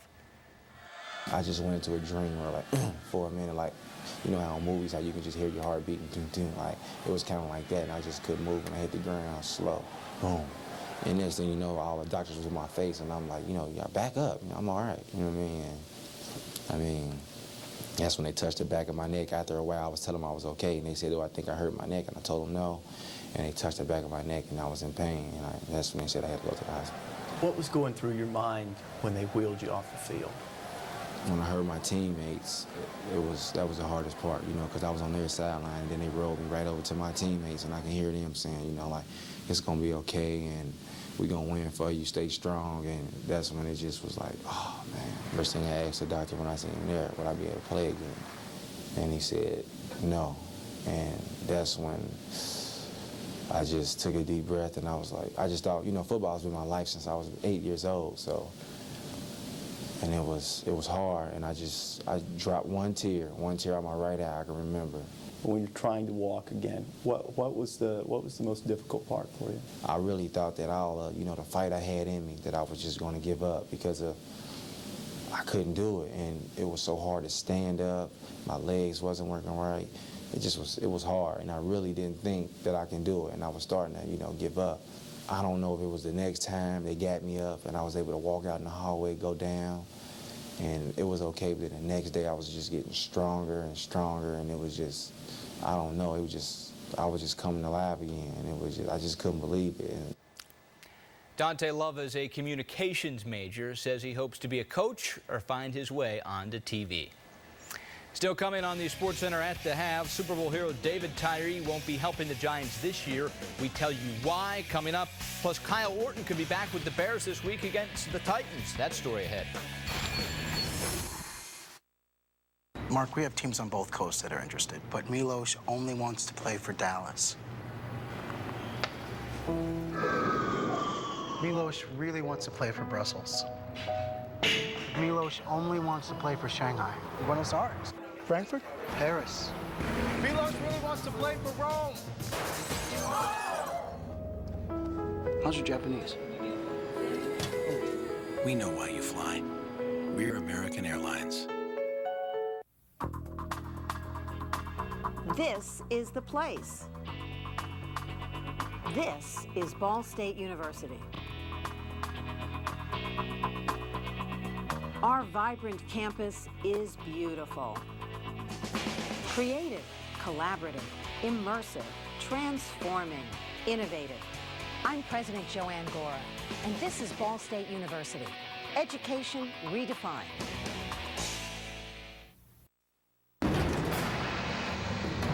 Give me that tiger head. That dog is ugly. USC. Oh. Hook up hard. There's a dog.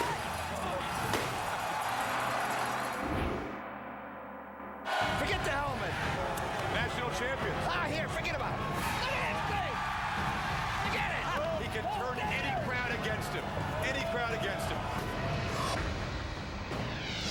Will it be Alabama or LSU? That's where game day is, Saturday at 10 a.m. on ESPN. And that's also the game John Saunders and Doug Flutie were discussing today on College Football Live.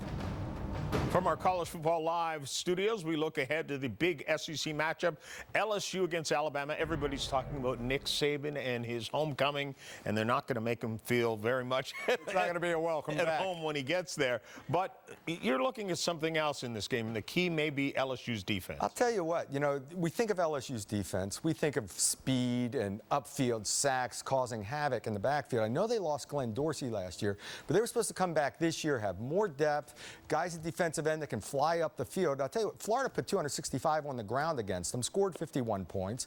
Georgia scored 52 points on them. And offensively, they're not real powerful, so when that happens to you, you're in trouble. And it's not the same LSU defense that we have seen. When you look at the quarterback situation, John Parker Wilson is not flashy, but he's very, very efficient. For LSU, they've still got some question marks there. And when you're letting up points defensively, you got to be a little more explosive on offense. And right now, Jarrett Lee, a quarterback, has 12 touchdowns and 10 interceptions. You'd like to at least have a 2-to-1 or 3-to-1 ratio in that. He's inexperienced, and that's the problem. The problem is you got guys like Graham Harrell over there that have played in the system for 3 or 4 years. They know it like the back of their hand, their confidence. And that's what, when leadership doesn't come into play for you at the quarterback position, you're in trouble. And he's not in a position to run the show. Shoot, they're bringing in a guy, they're talking about bringing in a guy that's thrown one pass all year. If the fans could play the game, he probably would give LSU the advantage in this one. Unfortunately, the fans cannot play the game. Alabama looking to stay at number 1. All right, guys, NFL news. The Oakland Raiders cut D'Angelo Hall today after a disappointing 8-game stint in the silver and black. It comes less than 8 months after they acquired the former Pro Bowl corner in a trade with Atlanta and gave him $70 million. Al Davis in the silver and black paying out the green. Look at the contracts that Al handed out in the offseason. D'Angelo Hall does not work. He is cut. Javon Walker has not paid off. Tommy Kelly, Jabril Wilson, all paid big bucks, not helping the Raiders win football games. With 59 seconds left in the Super Bowl, David Tyree was able to help that game-winning drive stay alive, but he won't help the Giants this year. Placed on IR, he will miss the rest of the season. No, he actually took it very well, understood the position that we were in, understood what he would be asked to do right away, and didn't necessarily think that he was able to do that within a reasonable amount of time. So we had a good conversation, and I think we both were at the same point when we sat down. The Bears might have their starting quarterback Kyle Orton back and ready to play the unbeaten Titans Sunday after all. Several reports said Orton could miss up to a month with a high ankle sprain. Former Purdue Signal caller says he's not ready to rule out Sunday. Jacksonville Jaguars may get a look at Dante Culpepper after all. Recently signed by the Lions to play quarterback, he practiced today and could get the start Sunday. Second-year pro Drew Stanton could also start for the winless Lions. Cowboys quarterback Tony Romo back under center practice today. The boys expect him to start when the team returns to action during their bye week. Brad Johnson just 1-2, replacing Romo in the lineup. President-elect Barack Obama proving to be quite the sports enthusiast and fan. Now a day after his election, many big-time athletes proving to be fan of his. Tops on his list, Donovan McNabb. I went to high school not far from his house or where he grew up in Chicago, and he had an opportunity to watch me obviously in high school and in college and obviously now in the pros. We talked about that a little bit. He said he was a big fan of mine, and you know, obviously at that time being a senator, it's nice. And then now you look up and now he's the president. You know, I got a picture with him. It will be in frame. I mean, I'm definitely going to put it in a frame, and, you know, maybe he'll get a chance to sign an autograph for me. But the thing that I kind of think about now is what would be special if, you know, we make it to the Super Bowl and win, and I get the phone call from Barack Obama. You know, that would be excellent. And Kevin Johnson, former All-Star point guard for the Suns, elected as mayor of Sacramento, becomes the city's first black mayor. Ex-quarterback Heath Schuler, Heisman Trophy runner-up in Tennessee, also played quarterback for the Redskins and Saints, won his bid for re-election to Congress as a North Carolina Democrat. Former Cincinnati Bengals and Buccaneers head coach Sam Weish won a seat on the Pickens County Council in South Carolina. Game you're watching right now, Miami of Ohio up 21-0 on Northern Illinois. This is Nate Davis to Darius Hill for the touchdown. We're back after this. Jack Link's Beef Jerky presents Messin' with Sasquatch. Oh, good.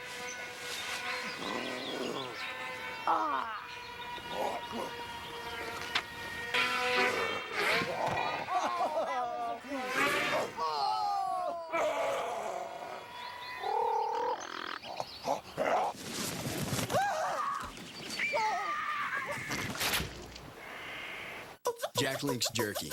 Feed your wild side. Enjoy the most college hoops in the nation from ESPN Full Court on DirecTV. Key matchups with some of college basketball's top conferences and up to 30 games per week from outside your local area. Order the early bird package, only 2 payments of $49.50 each, and save $10 off the regular season price when you order by November 27th. Call 1-800-GET-SPORTS or log on to directtv.com/fullcourt. ESPN Full Court from DirecTV. Prepare to see Star Wars like you've never seen it before. Where is Skywalker? The untold story I can't shake him. Hang on. begins. Skywalker is the Republic's only hope. Star Wars, The Clone Wars. Coming November 11th to DirecTV pay-per-view movies. The Arizona Cardinals, led by the rejuvenated Kurt Warner, aim to build on their NFC West lead, trying to march into the playoffs for the first time in a decade. They take on Frank Gore and the 49ers, where new coach Mike Singletary hopes to breathe new life into a once-proud franchise. 49ers Cardinals at 8:30 Eastern on ESPN. Monday Night Football. Hockey for you, Lightning and the Devils. This one would go down to a shootout. Jamie Langenbrunner beats Mike Smith just like that, and the Devs get the win 4-3. Kevin Weeks gets his first win, replacing Martin Brodeur between the pipes. News and notes, former NFL quarterback Ryan Leaf has been placed on administrative leave by West Texas A&M. He's been the quarterback's coach and men's golf coach for the Division II school. Arizona Athletic Director Jim Livengood denied freshman Jeff Whitney's request for transfer. Whitney asked for the release last week. The 6'10" Whitney raises the nation's number 8 center by Scout.com, has not practiced with Arizona since missing practice a week ago. Sean Taylor will be inducted into the Washington Redskins Ring of Fame this month.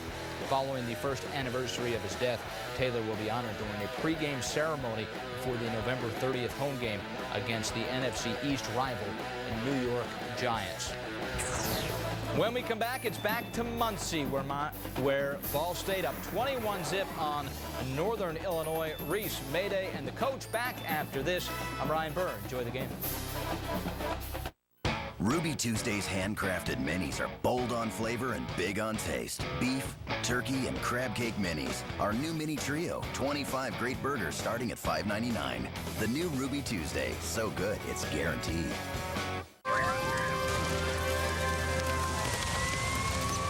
What's essential to American heroes comes from people who work in American chemistry. AmericanChemistry.com. Essential. 13 progressive universities, 6 diverse states, 23 sponsored championships, more than 100 academic All-American athletes, 11 College Hall of Fame coaches, millions of dedicated fans, one great conference. The Mid-American Conference, the new mark of excellence.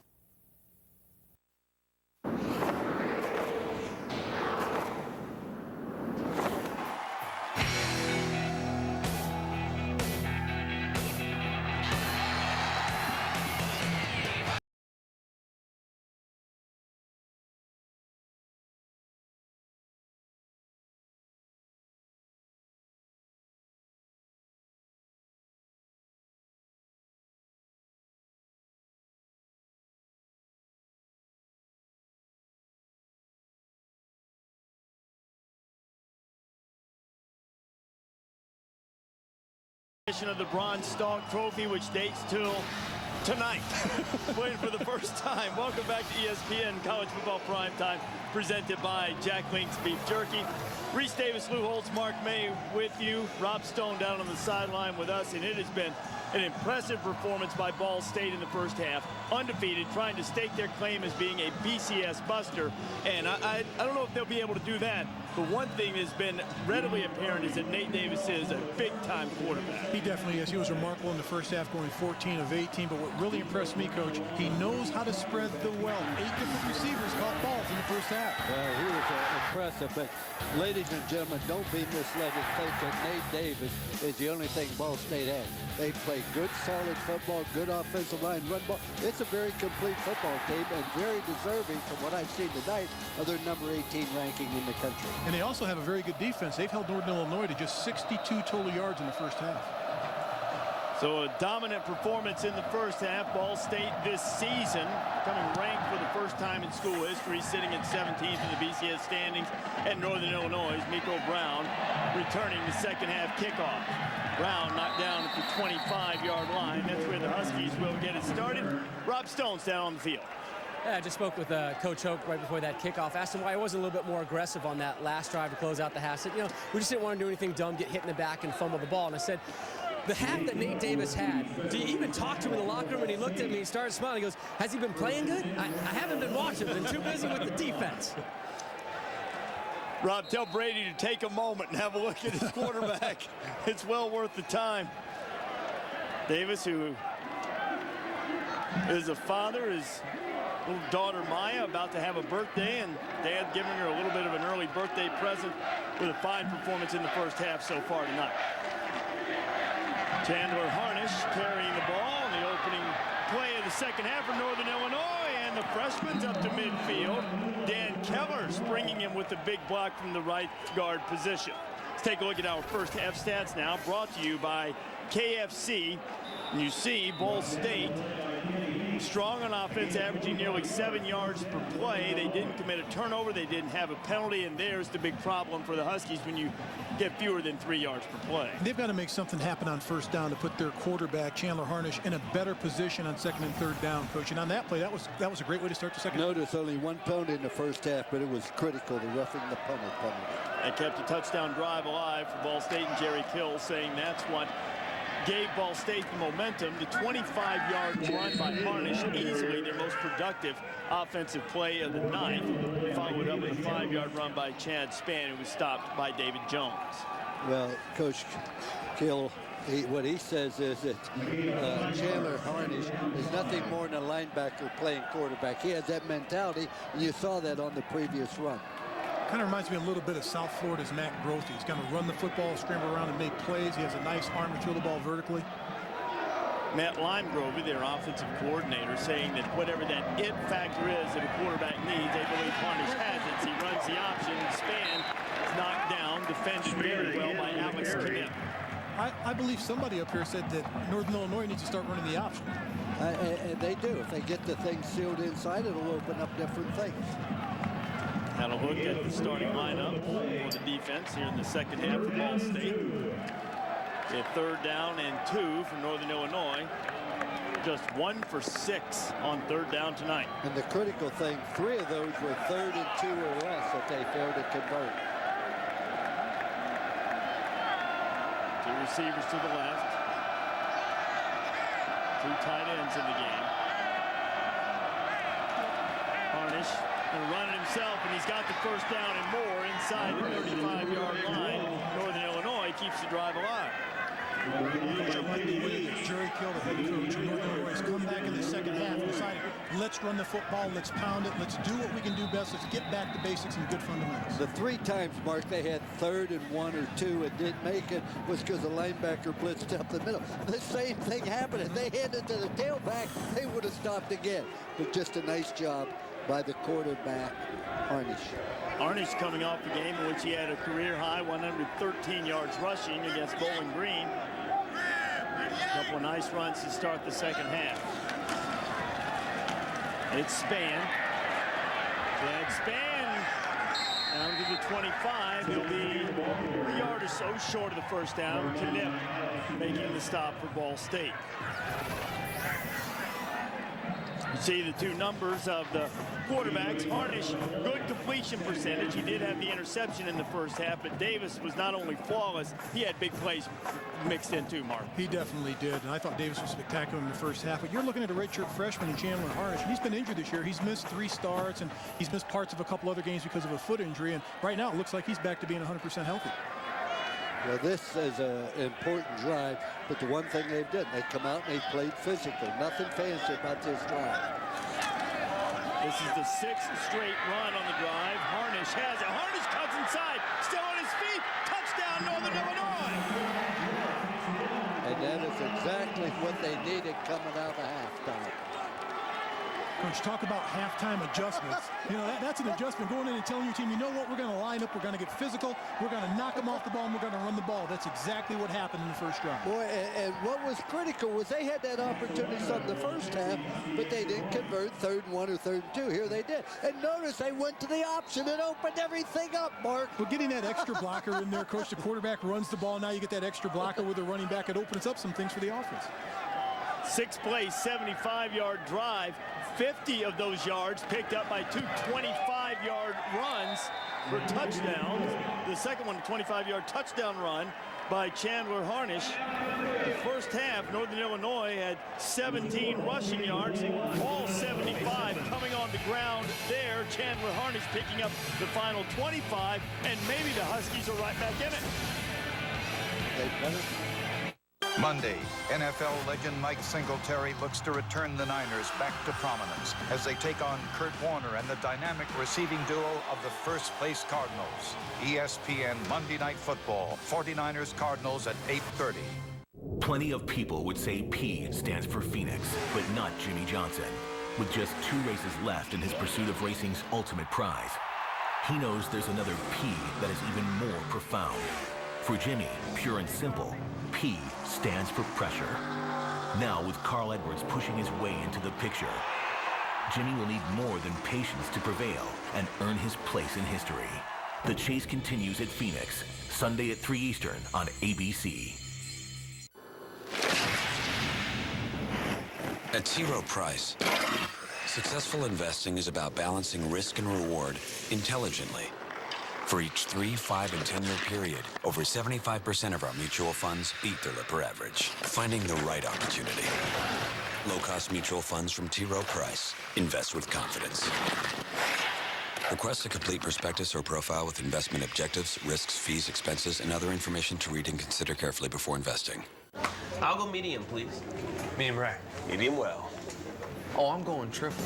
Taco Bell's new triple steak burrito. Steak, and more grilled marinated steak. There's steak night, then there's triple steak night. Red 47. I'm I'm comfortable in jeans that are tough. I'm comfortable in jeans that last. I'm comfortable in Wrangler. Real comfortable. Wrangler 5-star premium denim jeans. Built tough with long-lasting heavyweight denim. Built comfortable with relaxed fit. Satisfaction guaranteed. Wrangler, real, comfortable jeans. Chandler Harnish with a 25-yard touchdown run, getting Northern Illinois on the board and into the game. A 6-play, 75-yard drive, and the Huskies showing signs of life on offense for the first time tonight. Now it'll be incumbent on the Northern Illinois defense to try to slow down Nate Davis. Mike Salerno kicks it away and drives Tornell Gibson deep into his end zone, and Ball State will put it in play on the 20-yard line. Rob Stone's got a very interested observer with him. Absolutely. Bill Polian, president of the Indianapolis Colts. This is the second time that you've seen Nate Davis live in person this season. What impressions has he given you? Well, I'm not really scouting him, obviously, because he's a junior. And, you know, we really don't put a close eye on them, but you can't help but see his talent. He's quite a thrower, and he's got a presence about him that is really exciting. Anybody he reminds you of? You know, I haven't looked closely enough, but he certainly can throw the ball. That's obvious. When you're out scouting teams and conferences like the MAC, what kind of things do you have to? Quail Lewis. Lou Stoner will get back to you in just a minute. Quail Lewis run out of bounds inside the Northern Illinois 20. Mike Sobel keeping Lewis from getting into the end zone. Talk about taking the air and the energy away from the opponent after a big score coming out of halftime. Coach, that was a terrific job by Andre Ramsey and Michael Switzer on the left side of the offensive line, doing a tremendous job, getting a push, creating a hole, and right now it's off to the races. 64 yards on the run. McQuail Lewis, his longest of the season. Corey Sykes in the backfield to give Lewis a breather after the long sprint.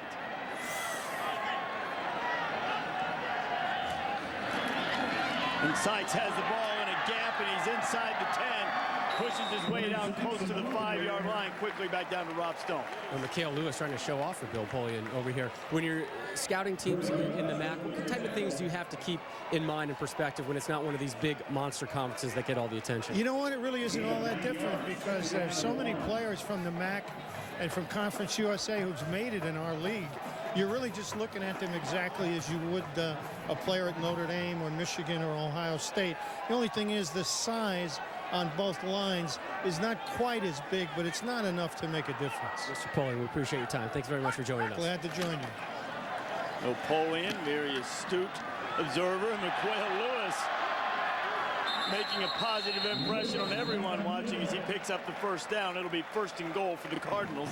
And Napoleon, as he was very careful to note that he wasn't officially scouting. But it looked like he was beaming when he said that. You know, among the eligible underclassmen, the top 5 quarterbacks, and according to Scouts Incorporated, and Davis is on that list. Well, that qualifies Mark and I to be one of the greatest managers in pro football, because Mr. Polian is the very best, and he agrees with us. Yes. So I tell you. Hey, we've got a future. Yeah.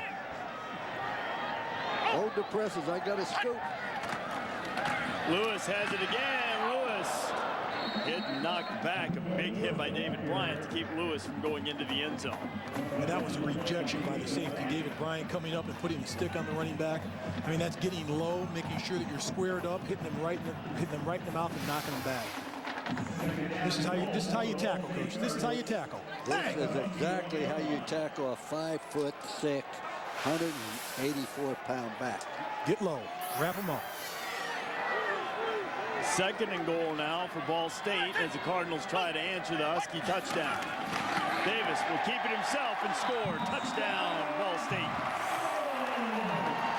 Great answer.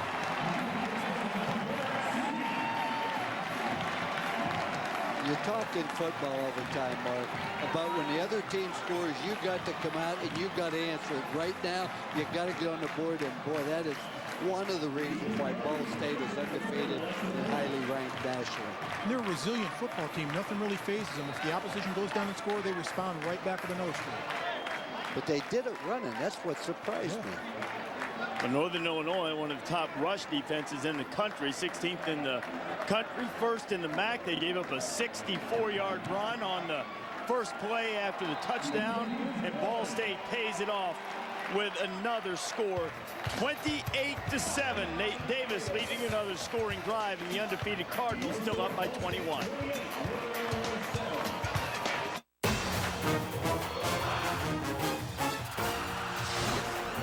Saturday, Penn State, Iowa, or other regional action, 3:30 Eastern on ABC.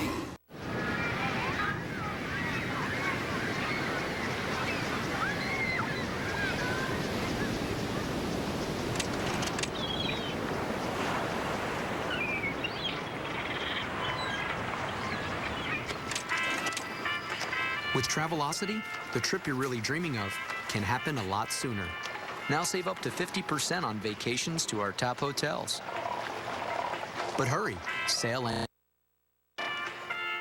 Sam's storage tip number 7.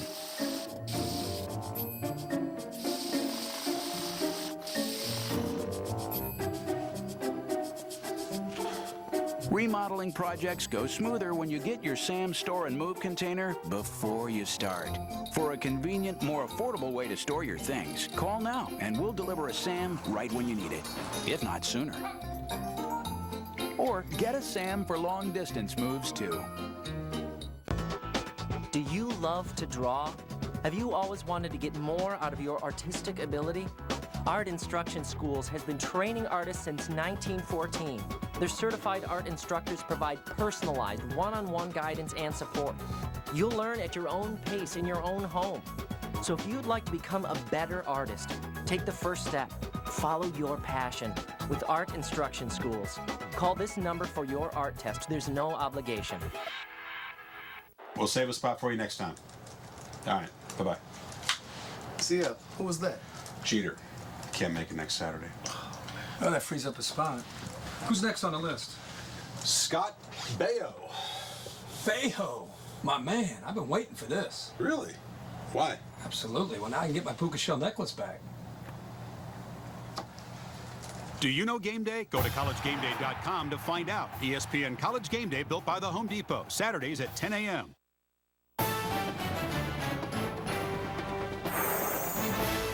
ESPN's College Football Primetime, brought to you by Wendy's. It's way better than fast food. It's Wendy's.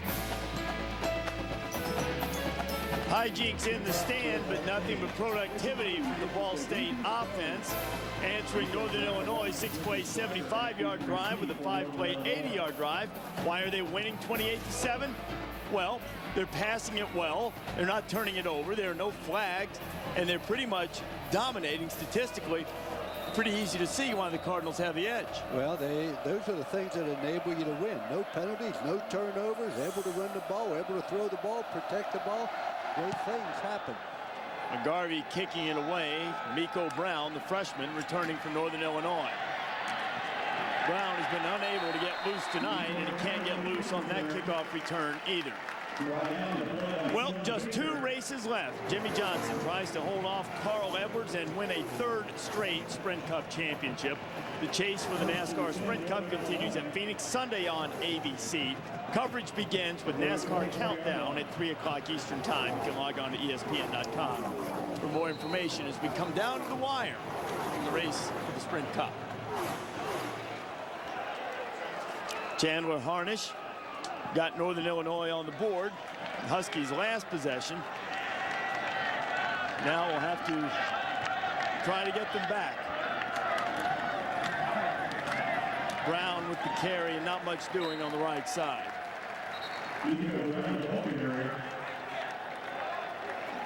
Lauren Womack, freshman from Hubert Heights, Ohio, making the stop for Brady Hoke's team. Jerry Kill, in his first season at Northern Illinois, he's been a head coach for 15 years in college football, also head coach at Southern Illinois, at Emporia State in Kansas, and Saginaw Valley State in Michigan. Put together a record of over 100 wins during that tenure, 109-60.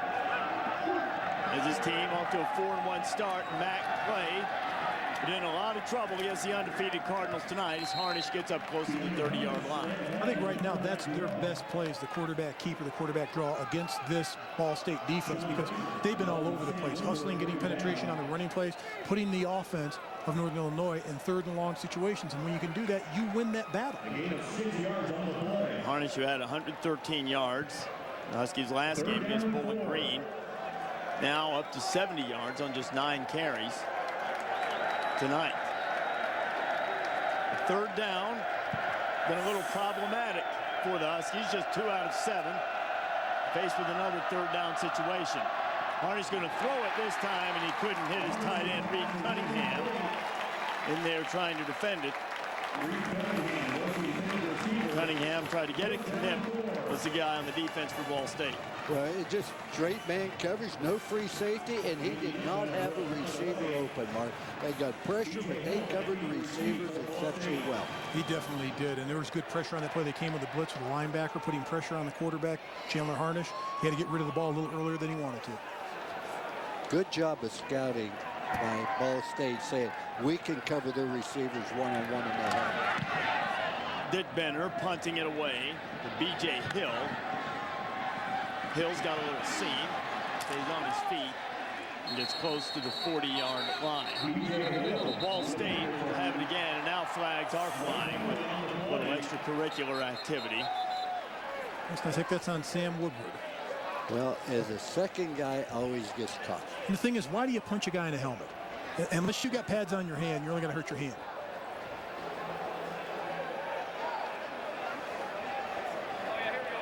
After the play, personal foul, 55 to the kicking team, 15-yard penalty, added to the end of the run, first down. Nolan Owen is the one who drew the flag and will give Ball State better field position. And what play will Ball State run? Well, perhaps offensive coordinator Stan Parrish will take some advice from Dante Love. It worked out pretty well when Dante was in the booth earlier this season, the game against Eastern Michigan after Dante's injury.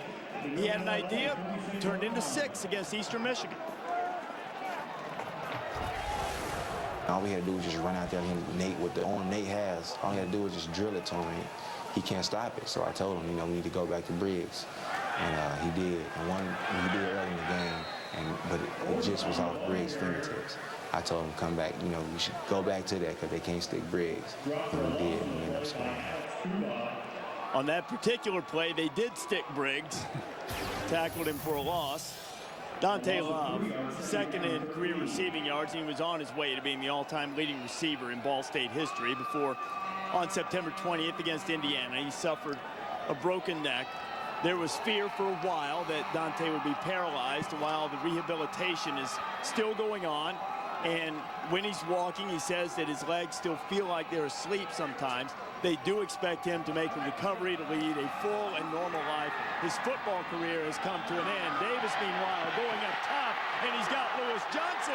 Johnson inside the 10-yard line, and another big play in the Cardinal passing game. Boy, what is impressive about this, Barton? He set up, he threw the ball before the receiver ever broke. It was a post corner route, and while he's still running the post route, Nate Davis threw the ball to the corner. But it was a terrific job of the play-action fake by Nate Davis, keeping his shoulders down, but the anticipation of throwing the ball before the receiver makes his cut right here, Coach, you're absolutely right.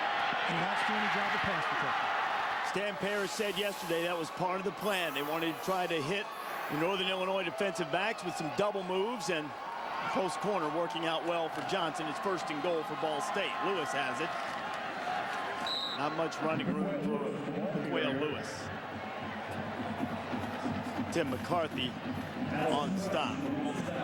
Stan Parrish, the veteran coordinator for Ball State, spent time at Michigan as part of that 1997 Michigan staff that won the national championship. Was with the Tampa Bay Buccaneers when they won the Super Bowl. So he's got some hardware. Is that what you're telling me? He's got a little hardware, and he said at his age he has a new attitude that he doesn't really care anymore, meaning doesn't care what people say. Says he's all about the kids. It gives him freedom in play calling, and it's worked out pretty well. And I can tell you, as a coach, former coach, that's exactly what it's all about. It's about the players. Lewis has it again. McQuail Lewis straining for the goal line. But you know those coaches that are always confident in their own skin like that because they've won a national championship, they've won a Super Bowl. You can afford to do that. And you're right there, Mark, but I really mean this to say there's so many elderly coaches, or older coaches would be a better way to put it. I'll leave that one alone. That's too easy. Older, more mature coaches. Stan's going to appreciate that. That just love to work with young people because, you know, you get a chance to be significant. When you're successful, you die that ends. You're significant when you help other people be successful, and that's what coaches and teachers do. You know what else helped Stan Parrish with perspective? Nate Davis. Well, he was a coach at Kansas State for a while before they got good, before Bill Snyder, too. Tim McCarthy makes sure that Parrish doesn't dial up a touchdown play. It'll be 4th and goal and up 28-7. Hope thinks about it for a moment, but trotting his field goal unit onto the field. A few of the paying customers displeased. We're going to come close to tying a record for the shortest field goal ever. That's shorter than an extra point. I mean, it's 2 inches from the goal line.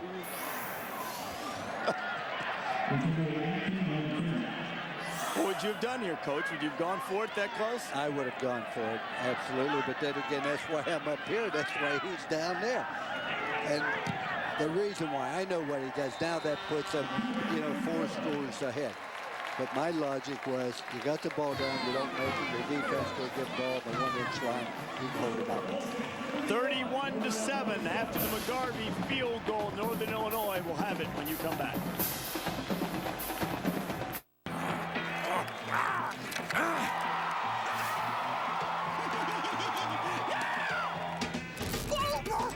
Awesome! Ditch the bag. Get the box. The KFC Guitar Hero Fully Loaded Box. Packed with 2 new original recipe strips, a new original recipe snacker, drumstick or thigh, 2 sides, biscuit, large drink. That's a lot of food.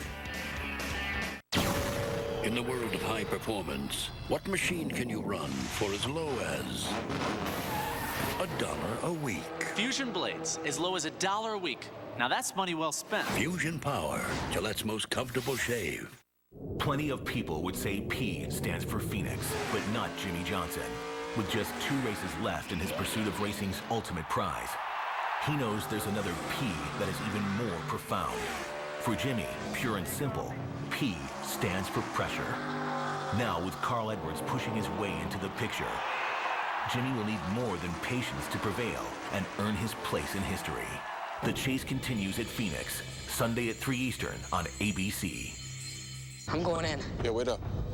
It's one of the greatest stories ever written. I think there's a code in this book. But one man believes it could unlock a centuries-old mystery. Look out!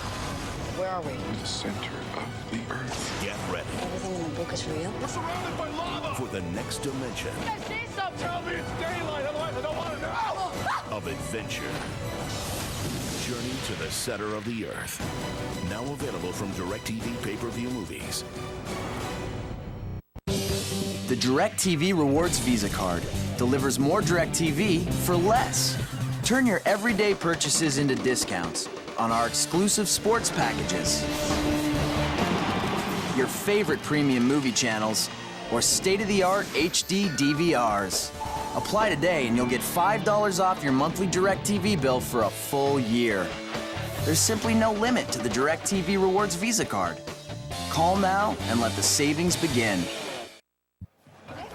Welcome back to ESPN College Football Primetime. And we're glad to be here in Muncie and Brady Hoke's team, Ball State, proving to be worthy of its undefeated record, putting a whipping on Northern Illinois, 31-7, matching most points that Northern Illinois' defense has given up all season. They gave up 31 in the opening game against Minnesota and hadn't allowed that many since. This is a scoring defense that was ranked 9th in the country, allowing only 13 points per game, a little over that. Northern Illinois in desperate straits right now. Justin Anderson returning kickoff for Northern, and they'll put it in play at their own 30-yard line. So it looks as if Ball State is going to remain undefeated and go to 9-0. These are the quote-unquote BCS busters, the teams from outside the automatic qualifying conferences who still have a shot at making it into a BCS game. Utah and TCU, they're going to play tomorrow night. Of this group, who's the best team, Mark? The best team's TCU. They've got one loss on the season, but this is a team that their loss was at Oklahoma, and they played well in that game. They sacked Sam Bradford 4 times in that game, and you have to love TCU's defense, coached by head coach Gary Patterson. They do a wonderful job of running the football and stopping the run. First down, Harnish going to throw. Gets it to Flayhive in the flat. Very short gain. Knipp on the stop. Among those BCS busting teams, and it appears, barring some set of unforeseen circumstances, that one of those teams will make it into a BCS game, because not only do we not really have to worry about them ranking high enough to qualify, there's also the second provision of whether a team from one of those leagues ranks higher in the BCS standings than a conference champion. And it appears that at least one of those teams will rank higher than an ACC or perhaps even a Big East champion as well.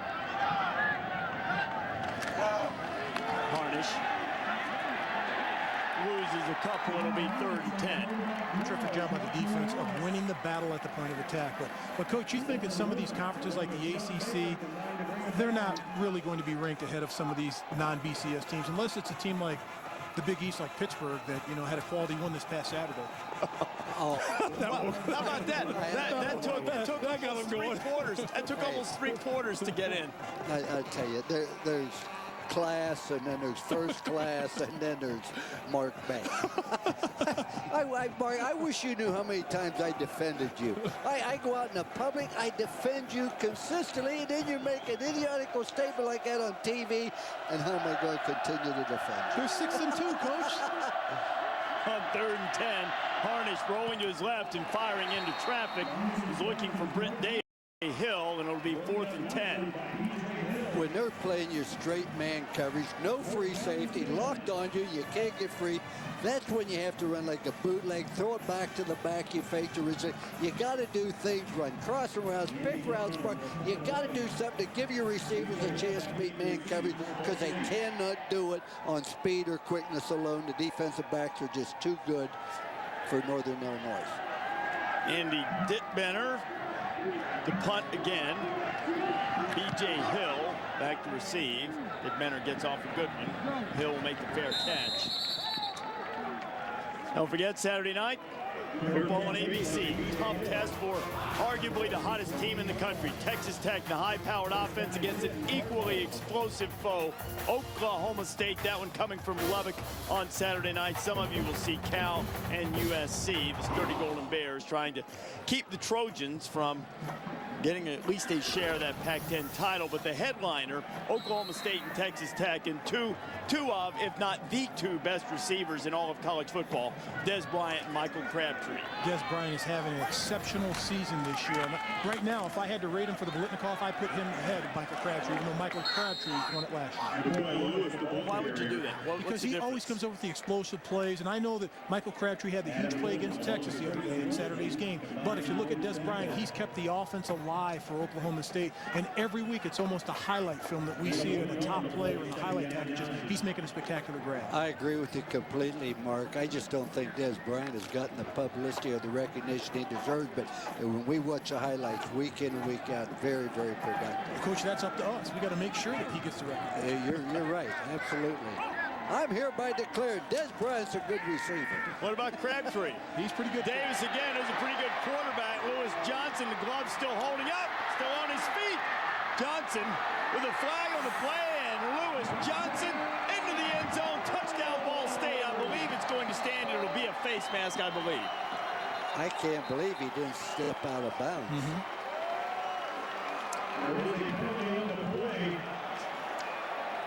Well, the play may stand, but it might not be a touchdown if he did indeed step out of bounds. Let's get the call. Personal foul, face mask. Result of the play is a touchdown. No, that's got to be challenged. Well, first of all, he doesn't have a challenge. He challenged earlier, so he can't challenge it. It'll be up to the replay booth to look at it on their own. Well, the referee does a good decision. Whether if you think that he's close to being out, no, he's definitely, yeah, he's way out. Then what you do, you let the play go on, then you come back and you review it. Here they're going to do it now. Whereas if you ruled he stepped out and he didn't, you've really affected the outcome. Well, Johnson's numbers pretty gaudy. The top 5 for 180. It's going to come down just a little bit after they have a look and seeing that he did indeed step out of bounds. But the senior from here in Muncie has averaged over 15 yards a catch for the season. Has been a go-to target since the injury to Dante Love. So looking at quarterback Nate Davis again, coming up with a huge play. And he's just so confident in this offense and making plays and making reads all over the field and delivering the football when it has to be delivered and where it has to be delivered. And the point I want to make, run that back just if you can. Notice they can grab the tackler's face mask, but you can't grab the ball carrier's face mask. Notice they both have hold of the face mask. You know, I asked an official about that a couple of weeks ago, and he said that they do see it happen, but they always give the benefit of the doubt to the runner as long as they don't grab them and actually pull them down by it. But it seems like you've noticed it a lot. It seems like we see it more and more every week. The ball carrier can grab hold of your face mask, but you can't grab hold of his. I just thought they weren't allowed to grab hold of the face mask of the team I coached. The best of all time of doing that, Jim Brown. When he put that stiff arm out there and grabbed your face mask, forget about it. You had no chance. Well, now we assume that they're going to see what we saw and that the play is going to be ruled out of bounds. And when it is, then they will have the opportunity, the 15-yard face mask penalty to be added. Well, see, when I played, you didn't have that problem. We didn't wear face masks. And I remember playing. And I remember I broke my nose in high school. They put a bird cage on me. That was the greatest thing I ever saw. At first, I didn't want to wear it. I'm not a sissy, you know. And boy, I played a game with that thing on. It was great. But back before that, the runner would just grab your nostrils and pull you down to the ground. And then they went with the one bar. There was a time we just had the one bar. I thought, oh, that's great. Well, that's a long time to review that to see. Maybe you have to have 2 feet out of bounds. I don't know. Not unless they change the rule on us. Anthony Cannella is our referee tonight. I think the reason they're so slow is to get the yardage. After review, it was deemed the runner stepped out of bounds at the 37-yard line. Put 1:21 back on the clock. The face mask penalty will be assessed from the 37. First down, Ball State. So it'll be a first down from the 22-yard line.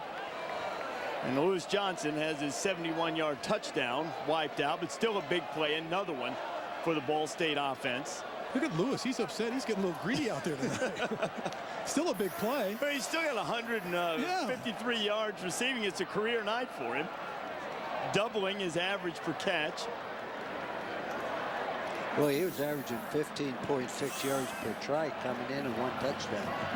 And Ball State's such a well-coached team. They don't turn the ball over. They don't make big plays. They play tough on special teams. They run the football. They've got a great quarterback that makes plays, and their defense is absolutely solid. So back to 31-7, but Ball State with the first down. Opportunity to add on more. Davis firing for the end zone. This time Johnson's got it. Touchdown, Ball State. Is that called rewarding the wide receiver? Going back to the well one more time? But just a nice throw here. He throws this ball once again before he's made the break, which you can't coach. I mean, that is just something, the timing and the rhythm and the anticipation is special on Nate Davis' part. We'll talk about some strength in his arm, coach. He sets up well, just has his drop back right there and just fires it right across the middle. That's a perfect pass. You imagine how much spin he could get on that ball if he took that glove off? Grab the laces. Big Ben Roethlisberger, he wears those gloves now. My goodness. Display of arm strength from Davis. Thrown for 280 yards, accounted for 4 touchdowns. And Ball State is blowing out a very good defensive team, 38-7. Davis putting on a show in front of the home fans tonight, Stoner. Absolutely, and coming into the season, ESPN Scouting's Todd McShay told me he gave Nate Davis, if he was to come out early, a 3rd to 4th round draft grade, but that has been upgraded and updated as well. He's really been impressed with how he took over the team after Dante Love's injury, and he loves that strong arm, gunslinging, clutch mentality. Here's the knocks on him. He's a bit on the short side, and can he run out and find his own passing windows at the next level? McShay says Davis is now up to a 2nd-tier quarterback prospect whose potential draft grade, again, should he come out early, has now been raised up to a 2nd or 3rd round grade. I want to tell you, if he's a 4th round draft pick, that guy's going to be a next guy. The other thing is he's 6'2". He could eat popcorn off of Drew Brees' head. I'm not worried about his height. He's tall enough. He's 6'2". He can see through the wrinkles. He gets the ball from point A to point B. He's a legit 6'2". And he's been 6'2" all his life. And he's played against when he was born? I was thinking the same thing. I mean, ever since his feet touch the ground. But you learn to play at your height. I remember when there was a quarterback named Eddie LeBaron who was about 5'5". Yep. Did you notice on that last touchdown pass, too, that Davis actually had the laces? His fingers on the laces. I was watching him in practice yesterday, and well, you've got eagle eyes. When he caught it, when they would toss it to him like a shotgun snap, he just never moved the ball. If he happened to catch it with the laces, he threw it with the laces. If he caught it on the backside, he just threw it that way, too. He's got a comfort zone when he does it. Gets it out of there quickly. Lewis Johnson has been bedeviling Northern Illinois for the last couple of years. Tonight, 6 catches, 165 yards, and a touchdown. Last year, he had 5 catches, 116 yards. Cardinals up 38-7, kicking it away. Miko Brown has it. The flag inside the 20, as if things weren't going poorly enough for Northern Illinois. A good guess would be that they're going to back up here.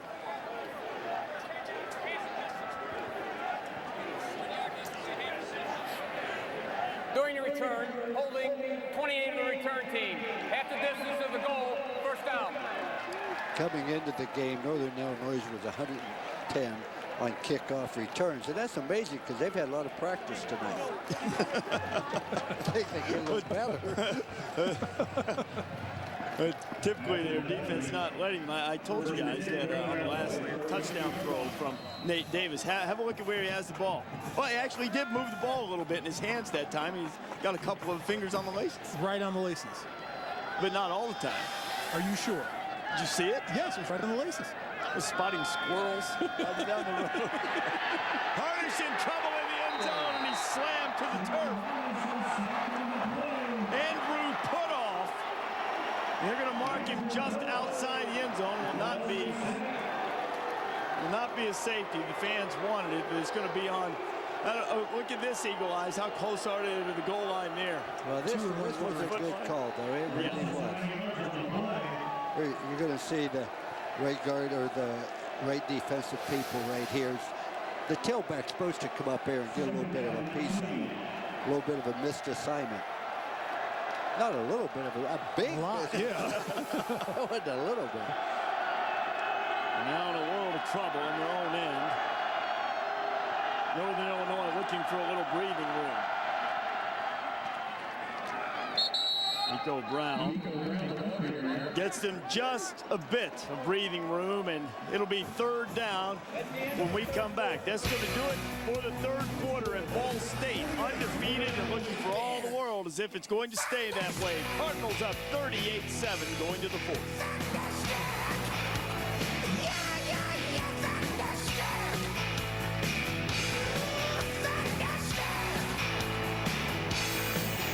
Saturday Night Football on ABC. Oklahoma State, Texas Tech, or Cal USC. Let's talk merger. Beep. Ned's phone. Ned doesn't have AT&T, which means no bars here in Finland. So when Ned's boss called to say not to mention the merger, Ned, don't hint at the merger, Ned, don't even think about the word merger, Ned, it isn't finalized and everyone will freak out. We didn't get that call. For the best coverage, switch to AT&T. More bars in more places. Get an exclusive quick messaging phone for $79.99 after mail-in rebate. Starting now, you will never look at World War II the same way again. Starting now, it's not just history, it's real. with eyewitness footage like nothing you've seen before. Electrifying, brutal, and explosive. It's The World at War, Turning Points, the most powerful World War II documentary ever made. Preserved forever in the diamond-sharp clarity of DVD. More than 30 years ago, a team of filmmakers set out to create the ultimate visual history of the war, searching archives around the world. This is what they found. Footage once considered so shocking, it couldn't be seen at all. This is the mother of all World War II documentaries. If you care about the war, this is one collection you must own. Get The World at War Turning Points on 3 DVDs for just $59.99. But wait, call with your credit card and you'll get an extra $20 off. That's more than 10 hours of explosive eyewitness footage for just $39.99. And that's not all. You'll also get a bonus DVD, Hitler's Germany, packed with bone-chilling eyewitness footage of the Nazis' bloody rise and fall. Yours to keep free when you call right now. Plus, do it in the next 10 minutes and get free shipping and handling. That's an additional savings of nearly $7. You'll be there for every major turning point of the war. From North Africa and Stalingrad to D-Day, Iwo Jima, and the final battle for Japan. The New York Times called The World at War superb. The LA Times said these episodes will send chills racing up the spine. Call now to get The World at War Turning Points, plus Hitler's Germany as a free bonus. 4 DVDs for just $39.99. Call in the next 10 minutes and we'll ship it for free. Think you've seen World War II before? You haven't seen anything until you've seen this. Call now to order. Call 1-800-310-6728 to order World at War on 4 DVDs for $39.99 and receive free shipping and handling when you call in the next 10 minutes with your credit card. Call now or order online at timelife.com/worldatwar.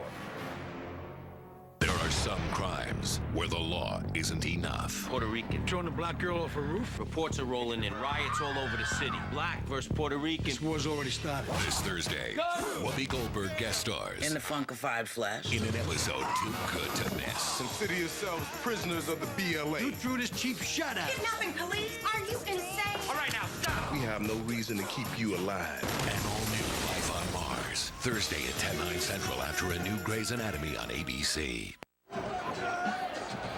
All right, welcome back to Muncie. You know, Florida State on big defensive plays, they got that war chant, right? Rocky Top of Tennessee. Here at Ball State, the home of the Cardinals, big defensive plays, they got the chirp, right? You know, that Cardinal is like the fiercest robin-sized bird in America. So we start chirping.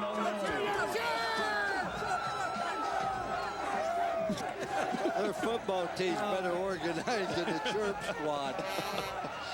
Is that a scientifically verified fact that the Cardinal is the fiercest robin-sized bird? This Stoner dropping some Animal Planet on us. Third down, Harnish going to throw out of his own end zone. And it is not close. He was looking for Marcus Perez. Trey Bice on the coverage, and Northern Illinois will have to punt again. Tell you what, you're absolutely right. The wide receivers from Northern Illinois cannot shake loose of the defensive back and the secondary personnel of Ball State. They're just with them no matter where they are on the football field, no matter what route they run, they're right in their hip pocket. And they're doing it without a free safety, Mark, which enables them to jam the box with an extra defender than possible blockers. So Harnish getting some words of encouragement. Dick Benner has been a busy guy. Punted away again. High short kick. B.J. Hill made the catch despite being interfered with. Tyler Clacy got a little bit too close to B.J. Hill. Things just not going well for Jerry Kill's team tonight. The wheels are coming off in Northern Illinois in this football game. They can't get anything done correctly, Coach. When you look at them, they're not operating efficiently on offense. They're giving up big chunks of yardage on defense and the mishaps on special teams. Kick catch interference. Number 33 of the kicking team. 15-yard penalty. Spot the foul. First down. I don't think setting up Nate Davis around the 20 is the way to go. Now, you guys were arguing about who was toughest, Pitt or Notre Dame. Scientifically, EA is now going to look into it. Coaches got steamrolled there. Kent State bounces back, I want to tell you. Oh, yes. inside the dirty player. Oh, that had never happened. I never gave you, up a sack in college. That would never happen. Mark, that's not really realistic, because if I was playing against you, you would have had to double team me because you could have handled me. Just like you do with all the good players. That little spin move right there, I would have set inside out on any wide rusher anyway, not outside. Hey, I want to tell you, when I was at Kent State, our freshman team played Pitt. We played Pitt. It was a freshman team. And how bad did you lose? I don't recall. Yeah, I guess not. If they would have won, I he would have remembered the exact score. But what I do remember going up there and think, wow, this is big time. You know, coming from Kent State, this is big time. We're going up to play Pitt. And it really was big time then. I don't know what's happened to the program since then. Yeah. Well, I love this guy. I want to tell you, I just love this guy. He's treating me like the officials now. It's like, look, he's having a headlock. It looks affectionate. Hey, I got to tell you. Look at the hand right there. Let me do that to you, Mark, right there. That's only a penalty if you get caught. In addition to the sack, there's the penalty yardage tacked on for the personal foul. And notice, I did showboat. I did showboat on that, Mark. Because they cut tape. Huh? And you put it, no, I never showboated. Nope. I love now the Mark, game. you do showboat. Oh, this is how you dance, yeah. I'll tell you, whoever did that, that's nice. That's awesome. That is. That's pretty cool. No. They had the wrong number, though. 55 wasn't my number. My number was 52. The right number tonight is 13. It belongs to Nate Davis, and he throws a touchdown pass again. Briggs Orsbon with the catch, and Ball State is rolling. We talked a lot about quarterback Nate Davis, as well as we should, because he's done a fabulous job tonight. But how about the offensive line for Ball State? They've kept his jersey clean, hasn't taken any hits, he's rolled out of the pocket, and even when he stayed in the pocket, Coach, he's had time to complete passes. Let me check that. It was not Orsbon, it was Hill. Orsbon was there to celebrate with him. Darius Hill catching the touchdown pass. It is 44-7. Reese, Ball State throws to their tight ends, Coach. I threw to the tight ends in pregame warm-up. Darius Hill.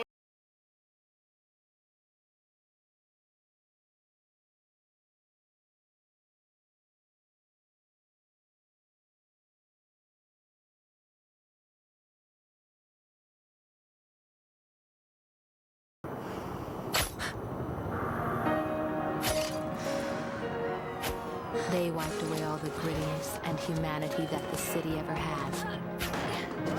I'm going to show them that they missed a spot.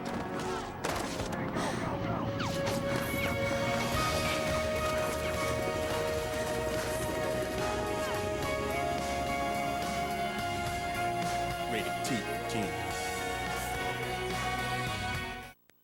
Ruby Tuesday's handcrafted burgers are bold on flavor and big on taste, including the avocado turkey burger, one of 25 great burgers starting at $5.99. The new Ruby Tuesday, so good, it's guaranteed. LT is fast. Very fast. Fortunately, the pixels you're watching are fast too. They're refreshing at a rate of 120 hertz, twice the speed of most HD TVs. So while he may look like a blur to the guys on defense, every frame on a Vizio is crisp and clear. Introducing the new XVT series. Powerful technology from Vizio. Plenty of people would say P stands for Phoenix, but not Jimmy Johnson. With just 2 races left in his pursuit of racing's ultimate prize, he knows there's another P that is even more profound. For Jimmy, pure and simple, P stands for pressure. Now, with Carl Edwards pushing his way into the picture, Jimmy will need more than patience to prevail and earn his place in history. The chase continues at Phoenix, Sunday at 3 Eastern on ABC. After the game on SportsCenter, how the Oakland Raiders might just determine the NFL postseason picture. See what happened when LeBron James took on the #1 pick, and Kobe and LeBron share their perspective on the election of Barack Obama. It's all next. Full 300-yard passing night for Nate Davis. Just as many touchdown passes as interceptions, or incompletions, I should say. 4 of each, 18 of 22, 300 yards, 4 touchdowns. And Ball State is cruising 45-7. He has been near perfect as the junior quarterback from Bel Air, Ohio. 12th in the nation in passing efficiency coming in. Did nothing tonight that's going to hurt that stat as Ball State kicks it away again. Miko Brown has had a lot of opportunities to return kickoffs. Returning again. Brown knocked down at the 37. Let's go to the studio now for SportsCenter right now. Ryan Burr with your SportsCenter right now. NBA Suns and Pacers, and oh, what a night for Amari Stoudemire. 49 points and 11 rebounds. Stoudemire, the top points man in the NBA on the early season with 49. Jacksonville, they may get a look at Dante Culpepper earlier than expected. The newly signed Lions quarterback could start this week. SportsCenter after the game. ESPN News always on. All right, Ryan. So Stoudemire, plenty of highlights. 49.11 rebound performance. Coach, you were involved in the last day or so with the NBA, were you not? Vinny Del Negro, who is a friend of mine I've known, now the head coach of the Chicago Bulls, along with Coach Harris, etc., asked me to come by and visit with the Bulls, which I did. And perhaps you should go visit with them again and try to inspire them some more. Do you know what happened to the Bulls tonight? I have no idea. They lost to the Cavaliers, 103-80. Well, it takes a couple of days for my talk to sink in. and that was without LeBron, right? Hey, but wait, I want to tell you LeBron didn't play, did he? Hey, they're going to be a good basketball team. They're young. They got Rose. They got Deng. They got Gordon. They're a good group of young men. It just happens like that. They'll be fine. There's DeMarcus Perez. We don't miss a trick around here. Oh, I noticed that. I tell you, it is really great for me to work with friends. I tell you, Coach, I may go back into coaching. The alumni's treated me better than you do after we lost. Coach, Cleveland plays Chicago again tomorrow, and the Cavaliers want you to speak to the Bulls. I tell you, I ain't speaking to you anymore. That's how I know. Thought we just shared some thoughts and ideas. Just think, we're talking about long range. That's a problem. Too many people just think about the next hour. You got to think the long range on it. But I was very impressed with the caliber of people they had and their attitude. They're going to be fine. Justin Anderson catching the pass from Harnish out of the backfield. Gets down to about the 43. Jerry Kill's probably thinking about the next 13 minutes, thinking it feels like 13 hours. Storylines this season in college football: 3 non-BCS unbeaten teams left. One of them, Ball State, will continue to be that way. Texas Tech has moved into the top 2 of the BCS, jumping Penn State along with Alabama. Have coaches pushed out, stepping down, matter of semantics. The latest one being Ron Prince at Kansas State, and Michigan, of course, having a dreadful season. First losing season in 40 years. The coaching change at Kansas State, I know that the alums were disgruntled because didn't win as much as they had hoped. The blowout at the hands of Kansas is never good in a rivalry game, but boy, it seemed like an awfully quick decision. He was only in his 3rd season with Ron Prince at Kansas State. And he'd taken him to a bowl game. I think it was absolutely ridiculous for the Kansas State administration to force a coach out like that early, Coach, because he was building a good foundation here. He's got Josh Freeman as a quarterback. They did go to a bowl game, and he hasn't even gotten one full class through yet. He's in his 3rd year. Well, that's the impatience of people. But let's also remember that Coach Snyder had so much success on that level that he has a tendency to spoil people a little bit. Kansas State, and this is, this is not really a subjective measure, but by most objective measures, prior to Bill Snyder's arrival at Kansas State, the worst program in college football in terms of wins and losses. Snyder turned that around, and it's not the easiest job in the world at Kansas State. Snyder had great success with junior college players. Prince had brought in several this year, and it hasn't really worked out the way you know. Well, it's just like before you make a change, you got to look and say, what opportunities do we have to replace him? Just like you aren't going to replace Coach Tuberville and everything that he has done. You just don't do that. On 4th and 1, Harnish's pass complete to Britt Davis. The drive will stay alive for Northern Illinois. And Tommy Tuberville, not among those yet, but he's been under some fire at Auburn. But who wants to coach in the SEC? Who wants to coach in Tennessee? Where you have Urban Meyer, you got Mark Rick, you got Steve Spurrier. I'll take the job in Tennessee. Oh well, no, you're the agent. You're Dal Mark for what, $30,000, Mark, and you will get them a coach instead of them going to a group that will replace them. $29,995. Yeah, Pick up the phone. Call 1-800-MAYDAY. Pick up the phone. Call 1-800-MAYDAY. I'll get you a coach. I'll get you offensive coordinators. I'll get you defensive coordinators. The bottom line is, if you need somebody to come to your program, I can replace your coach for you. Don't go out there and play some of these groups or these headhunter groups that you're going to pay $100,000. Come call 1-800-MAYDAY. The turnover as the night continues to get worse for Northern Illinois. Anderson put it on the ground. Knipp there to make the recovery, and Ball State has it back. Who would you get as the coach at Tennessee? I come and I hire you. You're my search committee. I'm giving you $14.99. $14.99. I'm not taking a job. What's your price?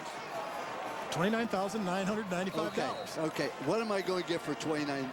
You're going to get a terrific coach. Who? You're going to get who? How about Tim Brewster at Minnesota? Turn the program around in one season. They're bowl eligible already. They were 1-11 last year. How about Chris Peterson from Boise State? The list goes on and on and on. But right now, I'm not going to continue to give them to you for free. You have never paid for anything. Hey, ladies and gentlemen, this guy's got the best appetite and the longest pockets and the shortest arm of anybody I've seen. Corey Seitz off to the races. Inside the 40, and Ball State is starting to pour it on now. They're definitely starting to gash him. And we talked about it earlier that this offensive line has done a fabulous job tonight of not only pass protecting, but also run blocking for Ball State. And I think it's evident right here that they're just gashing. They've got nice splits. Look at that zone blocking, a double team up to the backer coach, doing a great job down the field of play, picking up extra blockers. That's what you have to do. Even when your backups come into the game, you have to continue to keep the roll going. You say, how does a guy break open that quickly? Northern Illinois is playing man. The wide receiver comes in, blocks the safety, which brings a corner in to cover him. And then consequently, when he breaks out, there's nobody to tackle. Your secondary's involved in trying to play pass coverage. Well, Nate Davis is through for the night. Tanner Justice in at quarterback for Ball State now. Another running back into the game. Ray Winkler getting his first carry of the evening after McQuail Lewis did most of the work. And Corey Seitz catching a breather while Davis was in there. He was spectacular, guys. He was phenomenal, throwing the football, making decisions, taking it on the quarterback sneak. But, Coach, I like this arm strength. Very, very much so. But in all fairness, this is not a typical Northern Illinois football team. They got beat by an excellent quarterback and wide receivers, able to execute an offensive line that could protect them, and a defense that stifled Northern Illinois' offense. But Northern Illinois is a good football team, as was evidenced by losing to Tennessee by 4 and Minnesota by 4. Now the loss coming in the hands of Western Michigan by 3, but this one's going to be much more than that. Larry English has been relatively quiet tonight from Northern Illinois. He is the active leader in yards lost by sacks this year. He is a guy who projects into the NFL, and maybe some concerns about whether he's quite big enough to play on the line, but he's got a great motor. The coaches love him, and the Ball State coaches were impressed with him as well. He would be a great outside linebacker, like in a 3-4 defense that Pittsburgh runs. Either that or a rush defensive end at 6'3", 255. He could play in a 4-3 as a rush defensive end. He's like a Joey Porter, etc. And Justice's pass is complete. It was caught by Chris Clancy, the senior. Brady Hoke is working his way down the depth chart, getting some guys some run. They have the opportunity to keep that perfect record intact, get some guys some experience at the same time. I think it's smart to play a lot of the younger guys and get the experience because you may need them down the road. You still have an opportunity to play some good teams down the road. Get the experience there because you never know when an injury can occur. I know what it's like to be on the bench, and you're up 45-7, and your mom's sitting in the stands, and you ain't in the game yet. I mean, I want to say, hey, Mom, put me in, Coach. Let me play. And Hoke has done that. BJ Hill with the carry, pardon me, Frank Edmonds with the carry. And why this is so important, it isn't about the score. I want to get as many people to play as possible after the game was secure, because in the locker room, on the practice field the next week, completely different attitude. Everybody's happy. The scout squad is great around. And even, I guarantee, the first teamers, Nate Davis and the rest of them, are over there cheering those guys on, riding them, encouraging them, just having fun. You love to see those people do well when they get in and get an opportunity. Hoke is not only having a great season, building a program here. Both he and his brother John played ball here. His sister was the first graduate of the School of Dance here. Ray Winkler getting the carry and going inside the 15-yard. Frank Edmonds coming back into the game, running back. He and Winkler sharing time back there now. You really can't tell when a coach is going to go. And you got to be hot at the same time.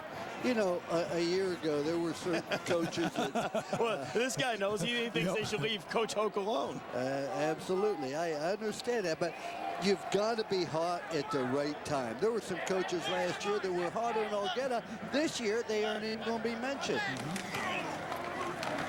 You have to stay one step ahead of the posse. They say sometimes take that job when it presents itself. I mean, I tell you, the perfect example of that most recently, and there are a lot of them, but Greg Schiano, for instance, he was on everybody's list the last couple of years, and he's still a terrific coach. Rutgers is strong. Now his name's not out there. Okay. See the unbeaten seasons. The first thing that I feel that you have to ask yourself when somebody approaches you about a job, can I leave the job I have?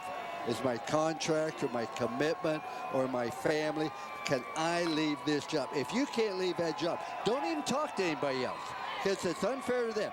Now, if you decide you can leave the job, then yeah, then go ahead and talk to somebody else if they're asking. Winkler inside the 5. Knocked down at the 4. Yeah, the bottom line for any coach that's coaching in the MAC or Conference USA, you've got aspirations of going to a BCS conference, because deep down you want a chance to win a national championship. Every coach who's coaching out of the 119 teams in Division I-A, they want the opportunity to coach for a national championship. And I think that's just the nature of you. You want to be able to compete against the best. You want to be able to compete against the Joe Paternos, the Bobby Bounds, the Bobby Stoops, the Pete Carrolls, the Urban Meyers, the Mark Rick, the Dave Wanstead. The Saban, Dave Wanstead. Absolutely. Boy, you're hard to get along. You just won't let it go, Willie. That was a great win last week. It's very proud of my you know what? There were times, Reese, where I had a great win. Wasn't very often, but I had a great win. But I didn't expect it to last the rest of my life. There's some people. It hasn't even been a week. Hey, I'll tell you what. The point is this, and we used to say this, when beating Notre Dame wasn't a big deal, then Notre Dame wasn't truly Notre Dame. And I'm glad to see that beating Notre Dame today is still a very big thing. And I went back to a funeral for Father Reilly on Monday. He was a team chaplain all 11 years I was at Notre Dame. And they're sad to lose, but there's a pride, there's a spirit, and they'll come back, and they'll play Pittsburgh again. I'm glad we made Pittsburgh's year. Winkler stopped on 3rd down. And this is a very important game coming up for Notre Dame against Boston College. Yes. How this entire season is going to be perceived as to whether, I mean, they've already made some progress in terms of wins and losses from last year's debacle, but this is an important game coming up. I want to tell you, if you play another Catholic institution, it's important, but I also want to tell you this. Boston College is not an easy place to play up here in Chestnut Hill. It's a small stadium. Everybody's real close. They have great school spirit. It's a wonderful school. It just will be a heck of a fine game, and I know the fans are anxious to see it. Frank Edmonds, I don't think Tanner Justice got out of there before his knee hit the ground, so the 4th down play will not be successful. And Brady Hoke really didn't have much of a choice. No point in kicking the field goal up 45-7, so perhaps that's the best outcome for all involved. Hoke's team's going to remain undefeated. The finish from Muncie when you come back. Jack Link's Beef Jerky presents Messin' with Sasquatch. That was awesome.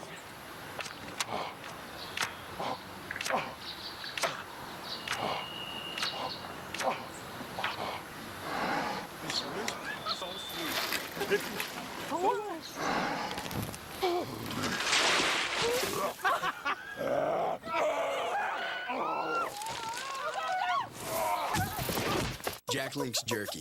Feed your wild side. 2008 MLS Cup Playoffs. New England Revolution, Chicago Fire. Thursday at 8:30 on ESPN2 and ESPN Deportes. Monday, harbinger of the Monday morning meeting. This is a meeting about meetings. It summarizes last week's meetings and discusses the meetings on the radar for the upcoming week. It's when the boss tells his duck joke. It's a duck. So you go, because you need the brownie points too. But with Monday comes Monday Night Football on ESPN, where Singletary's 49ers take on Warner and the Cardinals. So just remember, they're not the boss of you, at least not on Monday nights. No matter where you live, NHL Center Ice on DirecTV makes every game a home game. It's hockey like you've never seen it before. Up to 40 games a week of intense NHL action, with more games than ever in crystal clear HD. Follow your favorite teams and your favorite players. Just 4 payments of $42.25. NHL Center Ice on DirecTV. To order, call 1-800-GET-SPORTS or visit directtv.com/NHL today. Moving day is here, the most dreaded of days. Packing, unpacking, your mind in a haze. DirecTV knows how stressful moving can be, so we make keeping your entertainment both easy and free. For uninterrupted service of the shows you like best, just leave the dish behind and we'll handle the rest. Simply dial 877-616-MOVE and we'll throw in 3 months of HBO Stars and Showtime for free.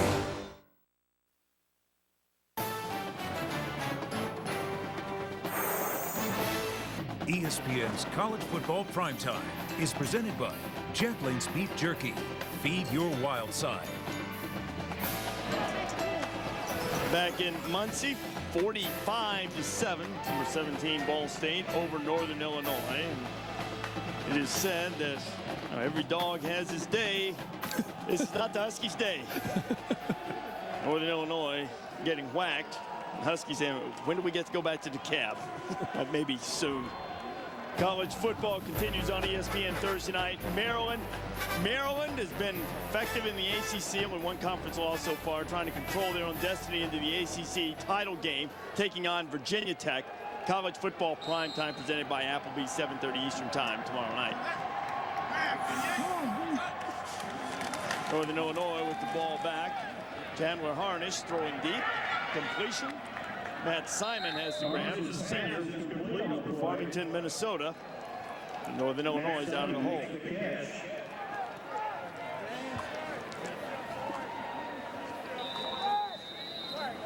I am surprised that he's not playing some other younger players as well for Northern Illinois.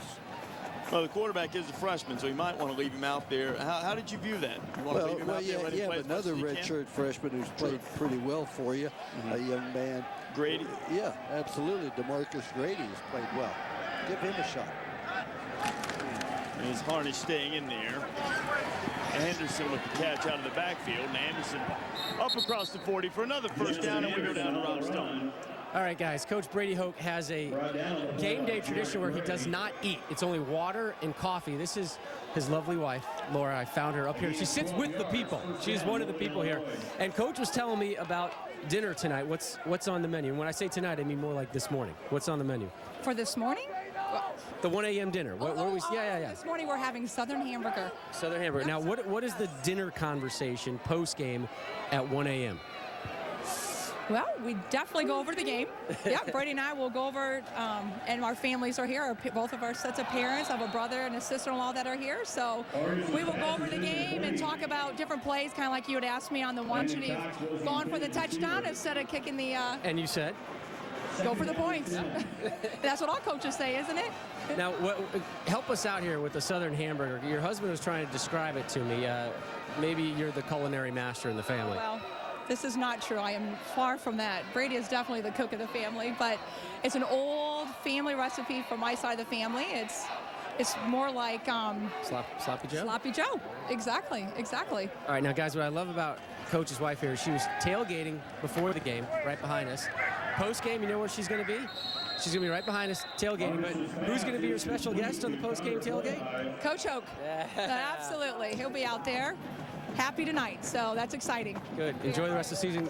Coach Holtz, you do a lot of post-game tailgating up there in South Bend or down in South Carolina? Oh, I want to tell you, no, I didn't do that. I went back and watched the film and criticized the officials. No, not you. No, I just wasn't much into tailgating, etc. You look at my physique. How much do you think I eat? 6 hot dogs today. At halftime. I don't know where you put all those things. Harnish's pass complete to Flayhive. He steps out of bounds. Saturday Night Football on ABC. Tough test for Texas Tech. They have Oklahoma State rolling into Lubbock. Some of you will see Cal and USC. Saturday Night Football presented by Southwest Airlines on ABC at 8 o'clock Eastern, 5 on the West Coast. What do you think about Leach's team having to bounce back from that emotional, near euphoric victory over #1 Texas last week, and then they have the Pokes coming in? I think it's going to be very difficult for them because that was supposedly the biggest game ever in Lubbock. So how are they going to respond to that, having another difficult team? And this team runs the football much better than Texas did. I tell you why it's tough to do it 2 weeks in a row when you have a win like that over Texas. Everybody on campus is talking to your players about the great win over Texas, the great catch, the great comeback, being ahead. Whereas people at Oklahoma State, all they're hearing about is the Texas Tech game. They're looking forward. So when you have a great win, there's too big of a tendency to the fans and everybody else to talk to your athletes, the students, about what happened last week, and you lose your intensity about the next week. So 3rd down and 2. Northern Illinois trying to gain some experience and finish with a little bit of a positive on a night that's been full of negatives. They do pick up the 1st down and more. Running free is Ricky Kreider into the end zone. Touchdown, Huskies. That was a nice 97-yard drive, I believe. Last 40 being covered by Kreider. His first carry of the night, a most productive one. The Huskies are into double figures. 94 seconds remaining here in Muncie, and Ball State is going to move to 9-0, 5-0 in the Mid-American Conference. Showdown coming in a couple of weeks against Central Michigan, also unbeaten in that side of the Mid-American Conference. Extra point coming from Mike Salerno. It's up, and Salerno puts it through, and it's 45-14. Ricky Kreider with a little something to feel good about. Ball State, though, is rolling. Have you ever had an extra double stack and thought, hey, this is only 99 cents. I should give it to my friend? No. The fresh, never frozen double stack cheeseburger, one of 3 way better sandwiches for 99 cents each every day. It's way better than fast food. It's Wendy's. Welcome to Progressive.com. Ah, I see you have a list. So I only pay for the features that I need. So let's customize your policy. It's me. Now just add or subtract what you need. I want lots of coverage, a little less, a low deductible, and roadside assistance. That was easy. Your satisfaction is our policy. It's a little insurance joke. Really little. There it goes. Getting the policy and the price you want. Now that's Progressive. Call or click today.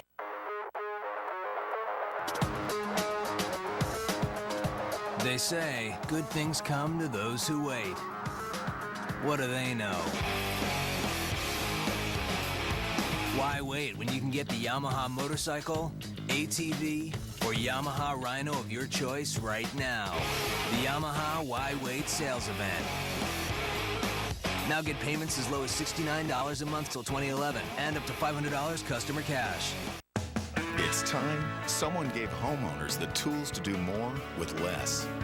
It's time guaranteed low prices got even lower. At the Home Depot, we've lowered prices on over 1,000 items throughout the store. From tools to ceiling fans, light bulbs to Behr and Glidden paint, everyday items to special projects and more. Some of our biggest reductions ever. to help protect your biggest investment. At the Home Depot, you can do it, we can help. After the game on SportsCenter, how the Oakland Raiders might just determine the NFL postseason picture. See what happened when LeBron James took on the #1 pick, and Kobe and LeBron share their perspective on the election of Barack Obama. It's all next. Time for our wild play of the week, brought to you by Jack Link's Beef Jerky. We couldn't settle on one. It's 5 at the goal line fumble that Georgia Tech recovered against Florida State. Hook and lateral for Purdue. The crab teeth play for Texas Tech. Game-winning field goal for Michigan State, and a game-winning pick 6 with under 15 seconds to go for Northwestern against Minnesota. Crazy game-altering plays right at the end, but Nate Davis and Ball State pretty much drained the suspense out of this one fairly early. Davis throwing for 4 touchdowns, sneaking in for another. Brady Hoke, the alum here at Ball State, took his team to a bowl game last year, and his team 94 seconds away from going to 9-0. Northern Illinois just got on the board with its 2nd touchdown of the night. Kick it away. Toriel Gibson returning out to the 25. So with Ball State about to move to 9-0, 5-0 in the MAC here. What lies ahead for Hoke's team in terms of schedule? Miami has really been struggling. They'll have to go to Oxford, and then the trip to Mount Pleasant on the 19th. On ESPN2 could very well decide MAC West. The Western Michigan will have a say as well. Well, the amazing thing is the MAC is an awful lot like the Big 12 right now. There are 4 teams in the West Division better than the best team in the East Division, just like there are 4 teams in the South Division, the Big 12, better than probably the champion of the Northern Division will be. Ball State about to run out the clock and is coming up in just a little while. Sports Center will be after the game on ESPN2. Neil Everett, Scott Van Pelt will be there. Tony Romo back on the field with the Cowboys. You see that, the Bulls and Cavaliers game still going to take a little while. Coach's pep talk to soak in on the Bulls. Kobe and LeBron weigh in on the president-elect Barack Obama. Neil and Scott will have Sports Center coming up right after the game. I don't think he caught that. What was that? I think at some point he was just tuning me out. What did I do? I'm sorry, I was preoccupied. I'm not going to give it to you again. Well, Percy Garner's in at quarterback. Please give it to me one more time. I just made a wisecrack about the Bulls. Oh, I want to tell you. It's amazing, Reese. I want to tell you. Coach, you know I think the world of you. Oh, yeah. I tell the way you treat me. You only kid those you care about, right? Absolutely. And I care greatly about you, but I care more about the Bulls. Ball State remains perfect in MAC West play, 9-0 overall as Brady Hoke and Jerry Kill meet at midfield. Hoke sharing some words of encouragement. First-year Northern Illinois coach who's done a fine job of turning this program around after a tough season last year.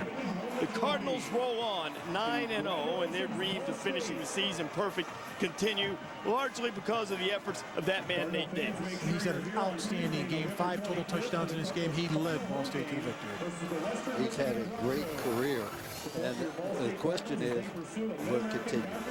Well, once again, we shall see. Our final score, Ball State 45, Northern Illinois 14. This has been a presentation of ESPN, the worldwide leader in sports. Sports Center's coming up for Rob Stone, Blue Holtz, Mark May. I'm Reese Davis saying good night from Muncie, Indiana. Mayor Akron? I'm already Mayor Akron. This is Sports Center. The center of attention back under center in Dallas. Game time uncertainties for Tony Romo and Ben Roethlisberger, plus how the Raiders might impact the path to the Super Bowl. LeBron James welcomes this year's top pick to his town. See who schooled whom and why there's still no AI in Detroit. Definitely one of those feelings where you say, wow, you know, it had the wow factor. Reaction from the sports world after the election of Barack Obama. Kobe and LeBron share their thoughts.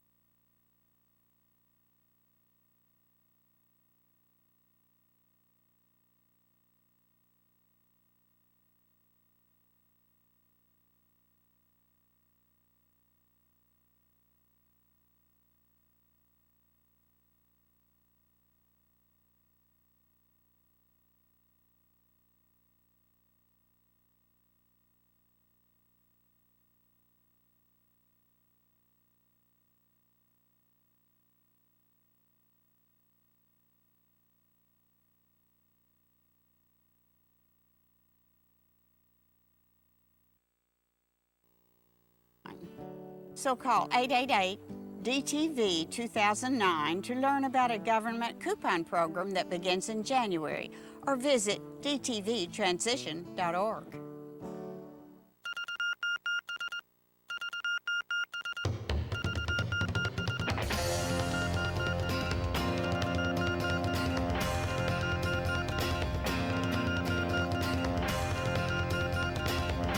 And I said, hey, hey, it's just an ordinary day, and it's on your state of mind. 'Cause I've got a smile on my face, and I've got four walls around me. We're telling everyone about the new NHL.com. So today I'm in Thunder Bay, Ontario with Linda and Henry Stahl. Hey there. So, 3 sons in the NHL. Oh, yeah. Well, NHL.com makes it a lot easier to keep up with them with the deepest library